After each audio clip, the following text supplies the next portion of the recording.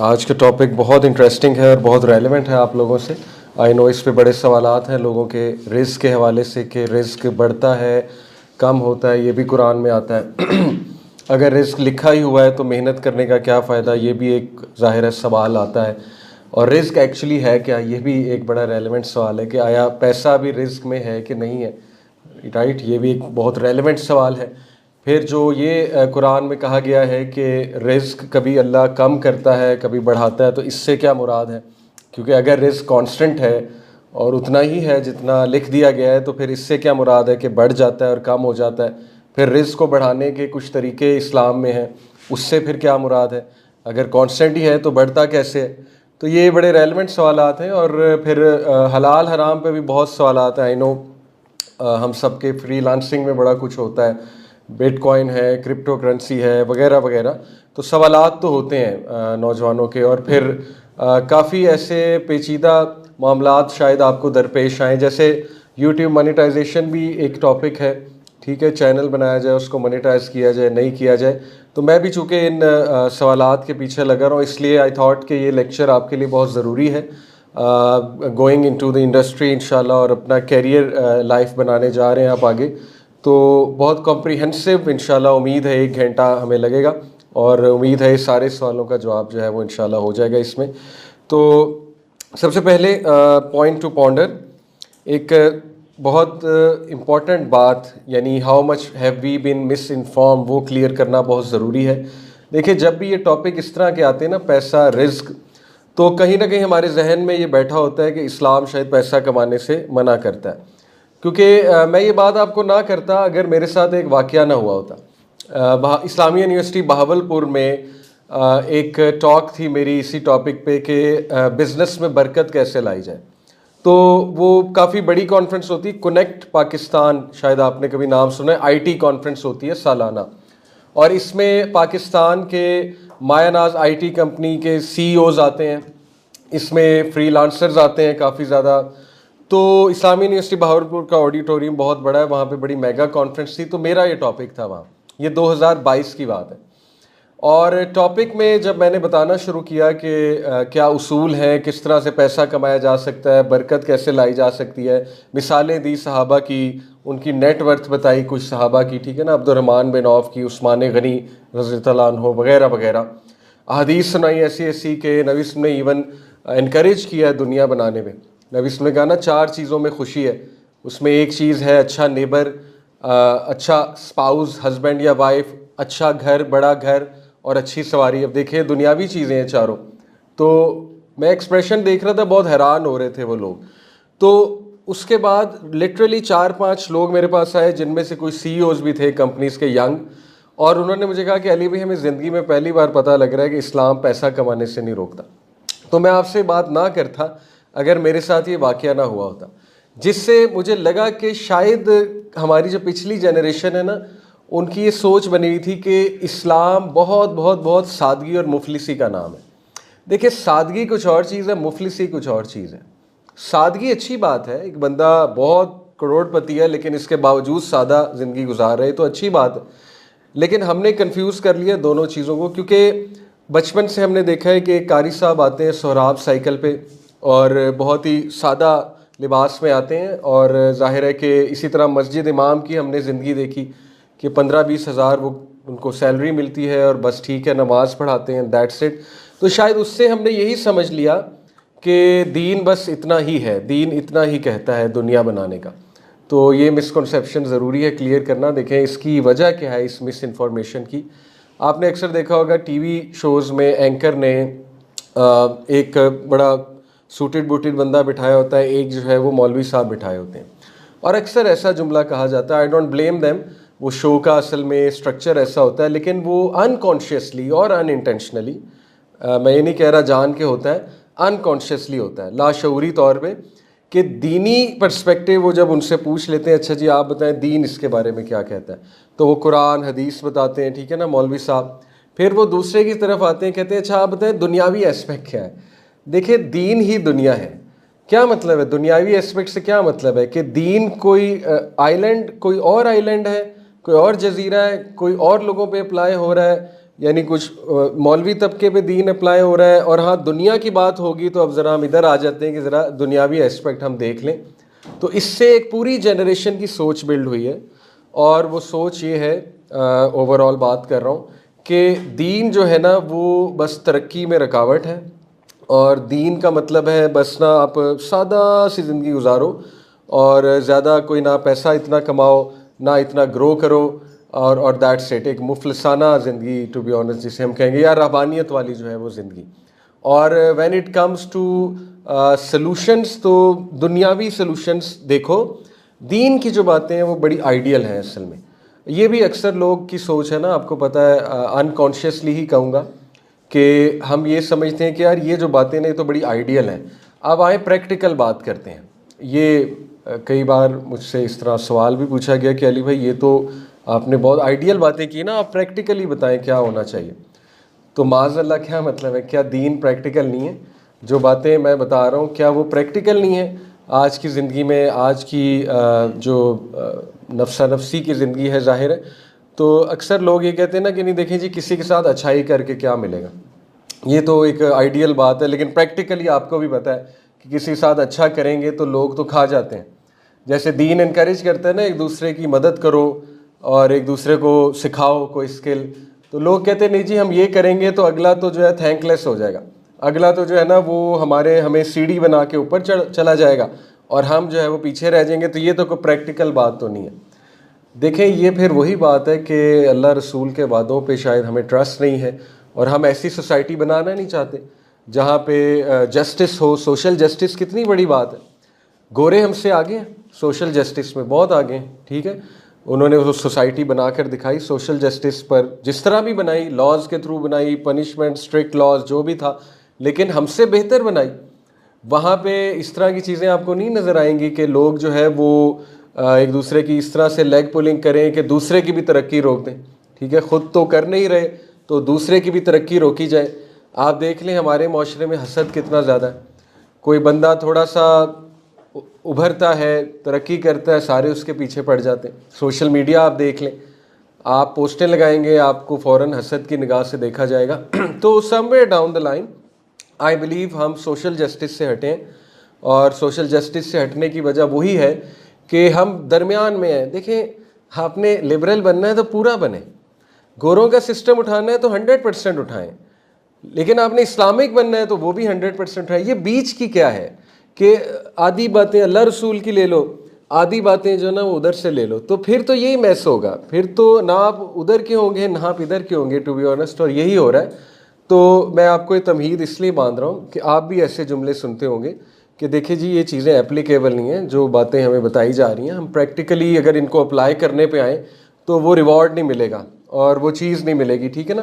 जैसे आप जाकर बिजनेसमैन को सुनाई हदीस के, जो ऑनेस्ट बिजनेसमैन है वो शुहदा के साथ होगा, अंबिया के साथ होगा, हदीस है, नबी सल्लल्लाहु अलैहि वसल्लम ने फरमाया। लेकिन वो आपको आगे से ये सुनाएगा, वो कहेगा जी नहीं जी अगर ऑनेस्टी दिखाने पे आए तो सौदा ही नहीं बिकता।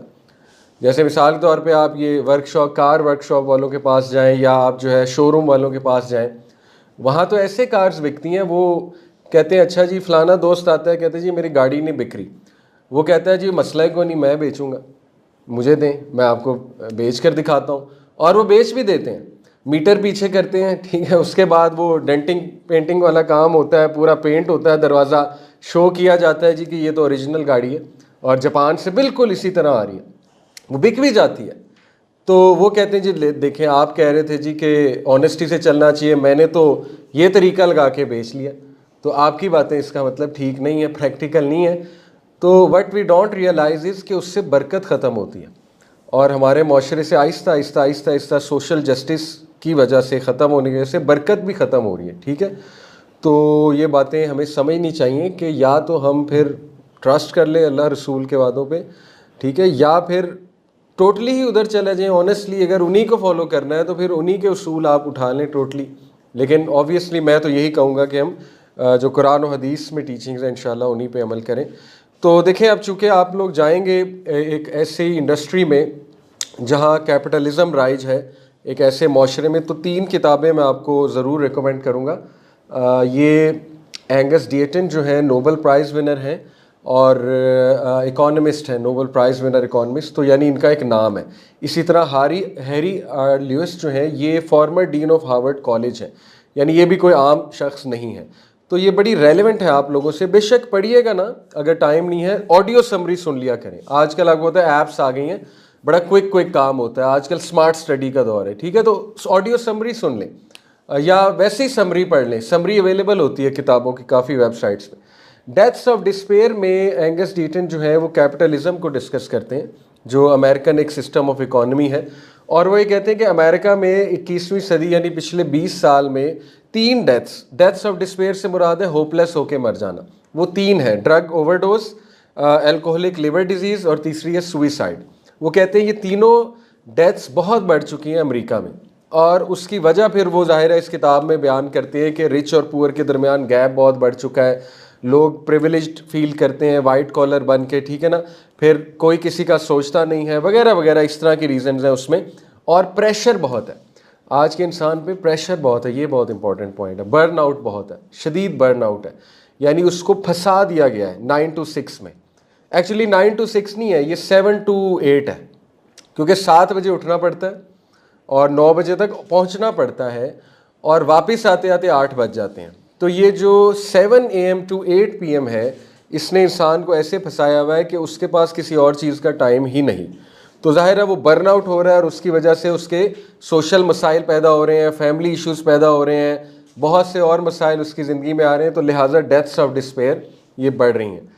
इसी तरह the great escape, health, wealth and the origins of inequality, इसमें भी वो यही बात करते हैं कि जो रिच और पुअर के दरमियान बहुत ज़्यादा गैप बढ़ चुका है, उसकी वजह से इनइक्वालिटी इतनी बढ़ चुकी है कि अब इससे निकलना एक ग्रेट एस्केप होगा इंसानियत का। फिर अमेरिकन हेल्थ केयर को भी डिस्कस किया गया है कि अमेरिकन हेल्थ केयर सिस्टम बहुत ग्रीडी होता जा रहा है, यानी वो हेल्थ इंश्योरेंस जो है उनकी पॉलिसीज़, फिर हॉस्पिटल की जो पॉलिसीज़ हैं वो लोन्स देते हैं, फिर वो मेडिसिन पे मेडिसिन आपको लेनी पड़ती हैं, और वो बहुत एक्सपेंसिव मेडिसिन होती हैं, और ऐसी ऐसी पॉलिसीज़ हैं कि आप फंस जाते हो, अगर आप लोन नहीं दोगे आप जेल में जाओगे, आपकी जॉब चली जाएगी। तो वो सारी उम्र वो उनकी बाकायदा नस्लें लोन्स देते देते गुजर जाती हैं। ये मतलब गोरा बता रहा है कि वहाँ के फ्लॉज बता रहा है, ठीक है। इसी तरह अगर मैं आपसे बात करूँ थोड़ा सा इस्लामिक पर्सपेक्टिव से, देखें अल्लाह का बनाया हुआ टाइम वो है द सेक्रेड टाइम, और जो जिस टाइम लाइन को हम फॉलो करें वो सेकुलर टाइम है। तो ये दोनों बहुत मुतज़ाद है, फ़र्क है इनमें, ठीक है। अल्लाह का बनाया हुआ टाइम क्या है, मैं आपको मिसाल देता हूँ। अल्लाह का बनाया हुआ टाइम ये है कि अल्लाह ने कोई ऐसी शर्त नहीं लगाई इंसान के ऊपर कि वो पहले कोका कोला या पेप्सी का मैनेजर बने फिर उसकी शादी होगी। ये शर्त सेकुलर सिस्टम ने लगाई है, ठीक है। अल्लाह रसूल की लगाई हुई शराइत ये है कि वो बालिग हो जाए तो ही और शी कैन मैरी। ये है सेक्रेड सिस्टम ऑफ टाइम। अब उसको सेकुलर सिस्टम ऑफ टाइम ने इम्पॉसिबल कर दिया। चाह कर भी एक 20-22 साल का लड़का शादी नहीं कर सकता, चाह कर भी, ठीक है। सबसे पहले तो उसको देखा जाएगा कि इसको इतनी आखिर क्या आई हुई है, sorry to use this word, ठीक है, लेकिन सबसे पहले ख़ानदान वाले ये देखेंगे। दूसरी बात ये है कि वो ये देखा जाएगा, लड़की वाले ये देखेंगे कि ये तो भाई अभी स्टूडेंट है, ये तो अभी पढ़ रहा है, तो ये पढ़ाई 16 साल एजुकेशन, फिर उसके बाद MPhil, फिर उसके बाद PhD, 30 साल उम्रें करा लो। ये तो सेकुलर सिस्टम ऑफ टाइम है। थोड़ा सा कभी आप सोचें इससे निकलना अब कितना ग्रेट एस्केप है, नहीं निकला जा सकता, ठीक है। ये मैंने सिर्फ आपको एक मिसाल दी है, तो इस तरह की और भी बहुत मिसालें हैं, secular system of time versus sacred system of time. बहरहाल एक्सीलेंस विदाउट अ सोल का जो क्रक्स है वो ये है कि does liberal education have a future, और उसमें वो बात ये करते हैं हमारे यूनिवर्सिटी स्टूडेंट्स एक्सीलेंस तो बहुत सीख रहे हैं, लेकिन सोल ख़त्म होती जा रही है, रूहानियत जो है वो ख़त्म होती जा रही है। तो ये 3 किताबें आपसे इसलिए बहुत ज़्यादा मैं कहूँगा रेलेवेंट है क्योंकि ऐसे माशरे में आपने जाना है जॉब्स करने, ऐसी सोसाइटी में, तो इन चीज़ों का ख्याल रखिएगा कि इंसान इतना ग्रीडी ना हो जाए, ठीक है, कि दूसरों का ना सोचे या एक मीनिंगलेस लाइफ गुजारे और मीनिंगफुल काम की तरफ ना जाए, ठीक है ना। जैसे मीनिंग हमारी लाइफ से देखें ना ख़त्म होता जा रहा है आहिस्ता आहिस्ता, हेल्थ केयर से मीनिंग ख़त्म होता जा रहा है, अब लोग सिर्फ पैसा देखते हैं। MBBS का जो स्टूडेंट है उसकी पहली कोशिश ये होती है कि जितना मैंने लगाया है साल के अंदर अंदर वो वापस आ जाए। तो ये तो एक देखें ना, वही बात है, सेकुलर सिस्टम ऑफ टाइम है ये, अल्लाह का बनाया हुआ तो ये निज़ाम नहीं था कि इस तरह से सोचा जाए, लेकिन उसको मजबूर कर दिया गया इस तरह से सोचने का कि भाई मैंने इतने लगाए हैं तो फिर आने भी तो चाहिए ना। जब एजुकेशन से मीनिंग ख़त्म है, एजुकेशन बिजनेस बन चुका है, तो फिर जो जॉब करेगा वो भी बिजनेस है। वो आगे जाके मीनिंगफुल जॉब तो नहीं करेगा, उसकी पहली कोशिश तो होगी पैसे मैं पूरे करूं जाके, ठीक है। तो ये आपके दौर के मसाइल हैं, इन मसाइल को हम ही हल कर सकते हैं। जैसे मैं आपको एक मिसाल देता हूँ, जेन जी जो है, जो आप लोग हैं जनरेशन जी, उसने ये 9 to 5 को बहुत चैलेंज किया, इतना चैलेंज किया आवाज़ रेज कर करके कि गूगल और माइक्रोसॉफ्ट मजबूर हो गए 9 to 5 को ख़त्म करने में। गूगल और माइक्रोसॉफ्ट के रूल्स हैं कि एम्प्लॉय जो है सिर्फ टास्क कंप्लीट करके दे दे, टाइमिंग कोई नहीं। मेरा ब्रदर इन लॉ जो है वो जॉब कर चुके हैं माइक्रोसॉफ्ट में, आई नो। अमेज़ॉन में ये है, अभी वो अमेज़ॉन में है इंग्लैंड में। अमेज़ॉन के ये रूल्स हैं कि ऑफिस टाइम आपने 2-3 घंटे आए, बैठे अपने डेस्क पे, आपकी मर्जी है जितना आपने आना है, काम बस हमें पूरा चाहिए, डेडलाइन पे आपने हमें काम करके देना है। ये किस लिए हुआ है? जेन जी ने प्रेशर डाला है, आप लोगों ने, जनरेशन जी। मैं आपको बताना चाह रहा हूँ कि आप लोग आवाज़ रेज करें, बड़ी बड़ी चीज़ें चेंज हो सकती हैं, ठीक है। हमारी कैपिटलिस्ट सोसाइटी है ना, इट्स ऑल अबाउट बिजनेस। जैसे मेरे एक दोस्त जो है वो अक्सर मिसाल देते हैं और बिल्कुल सही कहते हैं, वो कहते हैं कि यूनिवर्सिटीज़ और स्कूल ये इदारे बिजनेस हैं। जब इन्हें नज़र आएगा कि इस्लामिक लोग ज़्यादा हो रहे हैं तो ये इस्लाम पे आ जाएंगे, ठीक है ना, ये कहेंगे इस्लाम को अब सेल करते हैं, क्योंकि दे वांट मनी। तो लोग प्रेशर डालेंगे तो वो कुछ भी कर लेंगे, ठीक है। तो ये बात मैं आपको इसलिए बता रहा हूँ कि इन चीज़ों पे आवाज़ रेज़ करें आगे जाकर। जो ज़्यादतियाँ हैं, जो सोशल इनजस्टिस है, जो गलत रवैये हैं, अपनी अपनी इंडस्ट्री में जहाँ भी जाएं वहाँ पे जस्टिस के साथ जाएं इंशाल्लाह ताला, और ज़्यादती के ऊपर आवाज़ रेज़ करें। आप देखें इंशाल्लाह चेंजेस आएंगी। तो बहरहाल आगे चलते हैं इंशाल्लाह ताला। देखें, पहली बुनियादी बात, ये इंसानी साइकोलॉजिकल फैक्ट है कि इंसान को कोई भी अमाउंट ऑफ सैलरी खुश नहीं कर सकती। सोंजा लिम्बोमिस्की का ये एक रशियन साइकोलॉजिस्ट है, उनकी पूरी रिसर्च है। उन्होंने पूछा अमेरिकन जो लोग काम कर रहे हैं वहाँ पे वाइट कॉलर, उनसे जाकर पूछा कि कितनी सैलरी आपको और चाहिए। पहले उसने पूछा $30,000 पर एनम जो कमा रहे थे उनसे जाकर, तो उन्होंने कहा कि हम इतना खुश नहीं हैं, 50,000 हो जाए तो हम खुश हैं। तो उसके बाद वो उनके पास गई जो $1,00,000 पर ईयर पर एनम कमा रहे थे, उनका भी सेम आंसर था कि नहीं थोड़ी सी ज़्यादा होनी चाहिए। तो उन्होंने कहा 2.5 लाख हो जाए तो अच्छा है। फिर वो 2.5 लाख वालों के पास गई तो उन्होंने भी एक और अमाउंट बताई। तो उसने कंक्लूड ये किया कि no amount of salary is enough to make you happy, क्योंकि जब सैलरी बढ़ती है तो डिमांड्स बढ़ती हैं और फिर बहुत सी चीज़ें चेंज होती, लाइफस्टाइल चेंज होता है। तो वो तो बंदा फिर चाहता है आता जाए, इधर से आए उधर से आए, ये दौड़ कभी नहीं ख़त्म होगी, ठीक है। अगर बंदा इस दौड़ में लग जाए फिर वो यही सोचता रहेगा, इधर से आए उधर से आए, ये भी हो जाए वो भी हो जाए, फिर वो बर्नआउट भी करेगा। आपको पता है ये जो अमेरिकन का सबसे बड़ा रिग्रेट, मैं एक ग्राफ देख रहा था, स्टैटिस्टिक था, उसमें अमेरिकन के 10 रिग्रेट्स थे, और ये बहुत बड़ा सर्वे है, यानी लाखों अमेरिकन से पूछा गया कि आपका, और किन से पूछा गया, जो 50+ थे, 50+, जिन्होंने एक ज़िंदगी गुजार ली, उनसे पूछा गया आपका ज़िंदगी का सबसे बड़ा रिग्रेट क्या है, 10 रिग्रेट्स लिखें। तो सबसे जो टॉप का रिग्रेट था, जो ग्राफ पे बहुत ऊपर था, वो था कि मैं काश अपनी फैमिली के साथ ज़्यादा टाइम गुजारता। ये उनका बहुत बड़ा रिग्रेट है, ठीक है। तो इससे साबित ये होता है कि दुनिया में और रिस्क में इतना ना खप जाए इंसान कि वो ये बेसिक जो चीज़ें हैं, जो इंसान को खुश करने वाली चीज़ें, जैसे फैमिली है, फैमिली को टाइम देना है, माँ बाप को टाइम देना है, बच्चों को टाइम देना है, वो बिल्कुल उससे ही ना चला जाए। तो ये मैं आपके सामने कुछ हकीकतें रख रहा हूँ, ठीक है, ताकि आप इन चीज़ों की इंशाल्लाह you take care of these things. और ये प्रोफेशनल में देखें, हमें बता भी दिया था कि अगर आदम के बच्चे को एक सोने की वादी दी जाए तो वो एक और चाहेगा, वो भी मिल जाए तो एक और चाहेगा, यहाँ तक कि उसका पेट मिट्टी भरेगी। तो ये फैक्ट तो प्रोफेशनल में भी इंसान की लालच का जो फैक्ट है ये बताया हुआ है। बहरहाल अभी हम प्रैक्टिकली बातें करते हैं।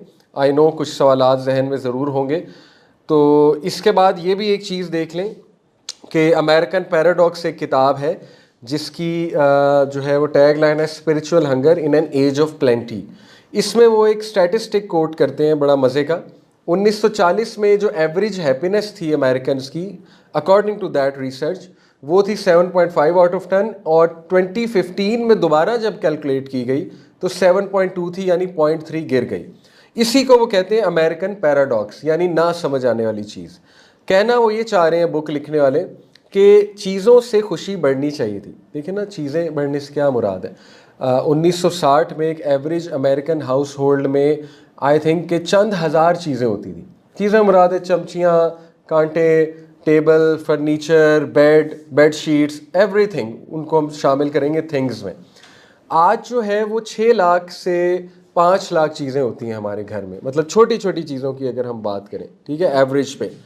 तो ये साबित वो ये करना चाह रहे हैं इस किताब से कि चीज़ें बढ़ने की वजह से खुशी ज़्यादा बढ़नी चाहिए थी, लेकिन वो कम हो गई, जिससे साबित ही होता है कि चीज़ों में खुशी नहीं है, कन्वीनियंस बढ़ी है ना। देखिए टीवी आ गया, मोबाइल आ गया, कम्युनिकेशन में कन्वीनियंस हो गई, ट्रैवलिंग में कन्वीनियंस हो गई, वॉशिंग मशीन ऑटोमेटिक आ गई, लेकिन फिर भी खुशी गिरी है। तो ये पैराडॉक्स है, और वाकई इसका मतलब है कि कोई और चीज़ भी है खुशी के लिए, और वो चीज़ आज इंशाल्लाह हम डिस्कस करेंगे। सबसे पहले कुछ कुरानिक प्रिंसिपल्स आपको जनरल लाइफ के हवाले से बता दूं, ताकि हम क्लियर हों कि हमने ज़िंदगी में इंशाल्लाह कैसे चलना है। पहला प्रिंसिपल है लक़द ख़लक़नल इंसाना फ़ी कबद, सूरह बलद की आयत नंबर 4 है। इसकी ट्रांसलेशन है कि अल्लाह कहते हैं कि हमने इंसान को मुशक्क़त में पैदा किया। देखिए, यही माइंडसेट बनाएं कि ज़िंदगी में मुशक्क़त है। अगर अल्लाह ने बग़ैर मुशक्क़त के किसी को कुछ देना होता तो नबी सल्लल्लाहु अलैहि वसल्लम को मिलता, क्योंकि वो अल्लाह के सबसे प्यारे थे, सबसे क्लोज़ थे, लेकिन उन्होंने बहुत मुशक्क़त की है। हमारे नबी की ज़िंदगी आसान नहीं थी। फ़तह मक्का के लिए बहुत मुशक्क़त हुई है, और बहुत से चैलेंजेस को पार करके जो है वो चीज़ मिली है। हिजरत बहुत मुशक्क़त से हुई है। तो ये माइंडसेट के साथ जाएं कि कोई भी शॉर्टकट ज़िंदगी में नहीं होता। ये सब बातें हैं, अल्लाह के बनाए हुए उसूल है। मुशक्क़त और मेहनत, इसी से चीज़ मिलती है। ठोस चीज़ अगर आपको चाहिए, जुगाड़ से आपको मिल जाएगी एक चीज़, लेकिन वो खोखली होगी, वो कभी ना कभी ब्रेक होगी, कभी ना कभी उसकी फाउंडेशन गिरेगी, और फिर वो बहुत ज़्यादा हिट करेगी। ठीक है, तो ये पहला असूल, माइंडसेट ही ये बना लें मैंने मेहनत करनी है। पढ़ाई में मेहनत है, जॉब तलाश करने में मेहनत है, और इंशाअल्लाह ताला हर मामले में मेहनत है। लर्न करनी पड़ती हैं चीज़ें, तो लर्निंग एप्टीट्यूड बनाएं। मैं शुरू में एक स्लाइड आपको दिखाना चाह रहा था, जिसमें मैं बताना चाह रहा था कि मैं अभी तक अल्हम्दुलिल्लाह सर्टिफिकेशंस, डिप्लोमास कर रहा हूँ डिफरेंट यूनिवर्सिटीज़ से। हालांकि मुझे ज़रूरत नहीं है, अब मेरा प्रोफाइल बन चुका है। मैं कहीं भी जाऊँगा वो ये नहीं पूछते कि आपकी तालीम क्या है, वो सिर्फ ये देखते हैं जी इनके सब्सक्राइबर इतने, और बस ठीक है जी ये एक मोटिवेशनल स्पीकर है, आ जाए। लेकिन ये मैं इसलिए कर रहा हूँ क्योंकि मेरा एक लर्निंग एप्टीट्यूड है कि मैंने पढ़ते रहना है और मैंने मेहनत करते रहना है। ये मेरी अपनी एक, आप कह लीजिए, भूख है, प्यास है, आई लाइक इट। और दूसरा ये भी है कि मैं समझता हूँ कि मेहनत जो करता है अल्लाह ताला वैसे ही उसको ऊपर ले आता है। तो ये पहला आप मिजाज बना लीजिए, ठीक है। कोई भी चीज़ बग़ैर मेहनत के ये खोखली होती है। दूसरा, ये बड़ी मोटिवेशनल आया है, वान लैसा लिल इंसानी इल्ला मा सआ, चैप्टर 53 सूरह नजम वर्स 39। अल्लाह कहते हैं इंसान को मिलेगा वही जिसकी वो एफर्ट करेगा। ये किस लिए मोटिवेशनल है? देखें, हर चीज़ कोशिश करके की जा सकती है। आप हर स्किल, इमोशनल इंटेलिजेंस सीख सकते हैं कोशिश करके, लीडरशिप सीख सकते हैं, इंग्लिश बेहतर कर सकते हैं अपनी, ठीक है। आप सीवी राइटिंग स्किल सीख सकते हैं, आप पब्लिक स्पीकिंग स्किल सीख सकते हैं, कम्युनिकेशन स्किल सीख सकते हैं। वान लैसा लिल इंसानी इल्ला मा सआ। तो इससे मोटिवेट हो कि जिस चीज़ की आप कोशिश करेंगे इंशाल्लाह वो आपको मिल जाएगी। अब मसला ये है कि हम एक चीज़ में कॉम्पिटेंट नहीं बनते, हम 10 चीज़ों को शुरू कर देते हैं, इसीलिए हम फिर कहीं के नहीं रहते।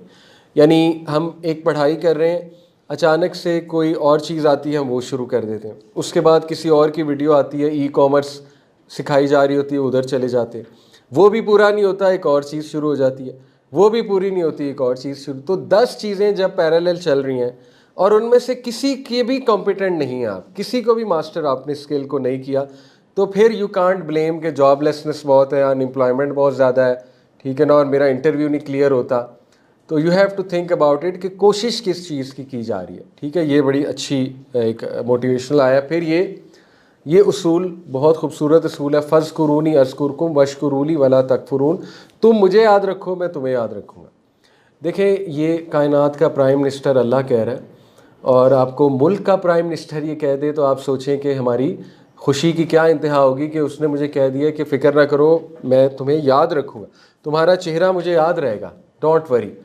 तो ये अल्लाह को याद करने से मुराद क्या है कि देखें आप जो भी करें अल्लाह को याद करके करें।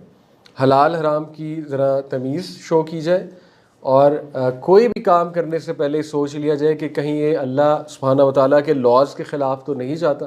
This is what is meant by के रिमेंबर मी। तो remember me, I will remember you, और मेरी ना शुक्री ना करो और मेरा कुफर ना करो। ये अल्लाह सुब्हानहू व तआला ने हमें, और मेरी शुक्रगुजारी करो और कुफर ना करो मुझसे। अगली जो कॉन्सेप्ट है वो है ला इन शकरतुम ला अज़ीदन्नकुम, कि तुम मेरा शुक्र करते जाओ, I will increase you in risk, मैं तुम्हें और देता जाऊँगा। तो शुक्रगुजारी के साथ ज़िंदगी गुजारना उससे मज़ीद मिलता है, और शुक्रगुजारी प्रैक्टिकली होती है, यानी चैरिटी करके, ये एक प्रैक्टिकल मेथड है, ठीक है ना। आप रेस्ट अश्योर्ड चैरिटी निकालते जाएंगे, माल इंक्रीज़ होगा, हो ही नहीं सकता, वहाँ से आएगा, आप सोच भी नहीं सकते। तो चैरिटी के बहुत से एवेन्यूज़ हैं। एक तो डोनेशन बॉक्सेस हर जगह पड़े होते हैं, बेकरी में जाएं, कहीं जाएं, वहाँ कोई अच्छे ऑर्गेनाइजेशन, ऑथेंटिक ऑर्गेनाइजेशन, अल खिदमत है जैसे, ठीक है ना, इस तरह कोई और शौकत खानम हो सकता है, कोई और हो सकता है, तो आप डाल दें, 10 रुपये डाल दें, क्या जाएगा, 20 रुपये डाल दें, कुछ भी नहीं। तो ला इन शकरतुम ला अज़ीदन्नकुम, मेरा शुक्र करते जाओ, मैं तुम में इजाफा करता जाऊँगा। तो ये 4 उसूल मैंने आपको ज़िंदगी के बताए जो हर फील्ड ऑफ लाइफ में अप्लाई होते हैं, रिस्क के मामले में भी अप्लाई होते हैं, ठीक है। पहला उसूल क्या था कि भूल गए जी, लक़द खलक़नल इंसान फ़ी कबद, कि मैंने मुशक्क़त में पैदा किया है, मेहनती बने, पहली बात, ठीक है। दूसरी बात व अन लैसा लिल इंसानी इल्ला मा सा, तुम्हें वही मिलेगा तुम जिसकी कोशिश करोगे। बुराई की कोशिश करोगे वो मिल जाएगी, अच्छाई की करोगे वो मिल जाएगी। तो अल्लाह ताला नहीं रोकता, अल्लाह ताला देता है जो कोशिश करता है। और मुझे याद रखो, मैं तुम्हें याद रखूँगा, ये बहुत बड़ी बात है। अल्लाह ताला कह रहा है, गारंटी दे रहा है कि तमाम मामलात मेरे हुक्म के मुताबिक करोगे तो अकेला नहीं छोड़ूंगा। कैसे छोड़ सकता हूँ अकेला, ठीक है। और लाइन शकर, तुम शुक्र में बढ़ते जाओ, मैं देता जाऊँगा। ये तो 4 उसूल हो गए। अब हम रिस्क को थोड़ा समझ लेते हैं, ऑल्दो आपको समझ होगी, लेकिन थोड़ा सा और रिवाइज कर लेते हैं। देखिए, इस्लामिक कॉन्सेप्ट ऑफ रिस्क में 4 चीज़ें आती हैं। वैसे तो स्पिरिचुअल वेल्थ भी है, बट एनीवे, सोशल वेल्थ यानी लॉयल कंपेनियन, लॉयल दोस्त, लॉयल साथी, ये, या माशरे में आपकी एक रिस्पेक्ट, इज़्ज़त। पुराने लोग इतना खुश होते थे सोशल वेल्थ से, यानी वो इतने कंटेंट थे। आपकी सोच है, मेरे दादा जो थे ना, वो एक स्कूल टीचर थे, मास्टर साहब, उनका नाम मशहूर था तब के दौर में, मास्टर साहब आ गए। वो अब्बू बताते हैं, मैं तो उनसे नहीं मिला, वालिद साहब बताते हैं कि वो फ्रूट वालों को, उसके बच्चे को पढ़ा रहे हैं फ्री में। इसी तरह वो जो बाल काटने वाला है, उसके बच्चे हैं, उसे कहते थे आज भी भेज दो मेरे घर, मैं पढ़ाता हूँ इसे, फ्री में वो पढ़ा रहे हैं और कंटेंट हो रहे हैं। क्यों? एक इज़्ज़त मिल रही है, ठीक है ना, सोशल वेल्थ है ना ये। और जो है ना, वो प्यार मोहब्बत शो कर रहे हैं, सलाम कर रहे हैं, फ्रूट वाले के पास जा रहे हैं, तो लोग इससे खुश होते थे। पीपल वर कंटेंट कि मुझे पैसे नहीं चाहिए, this is good for me.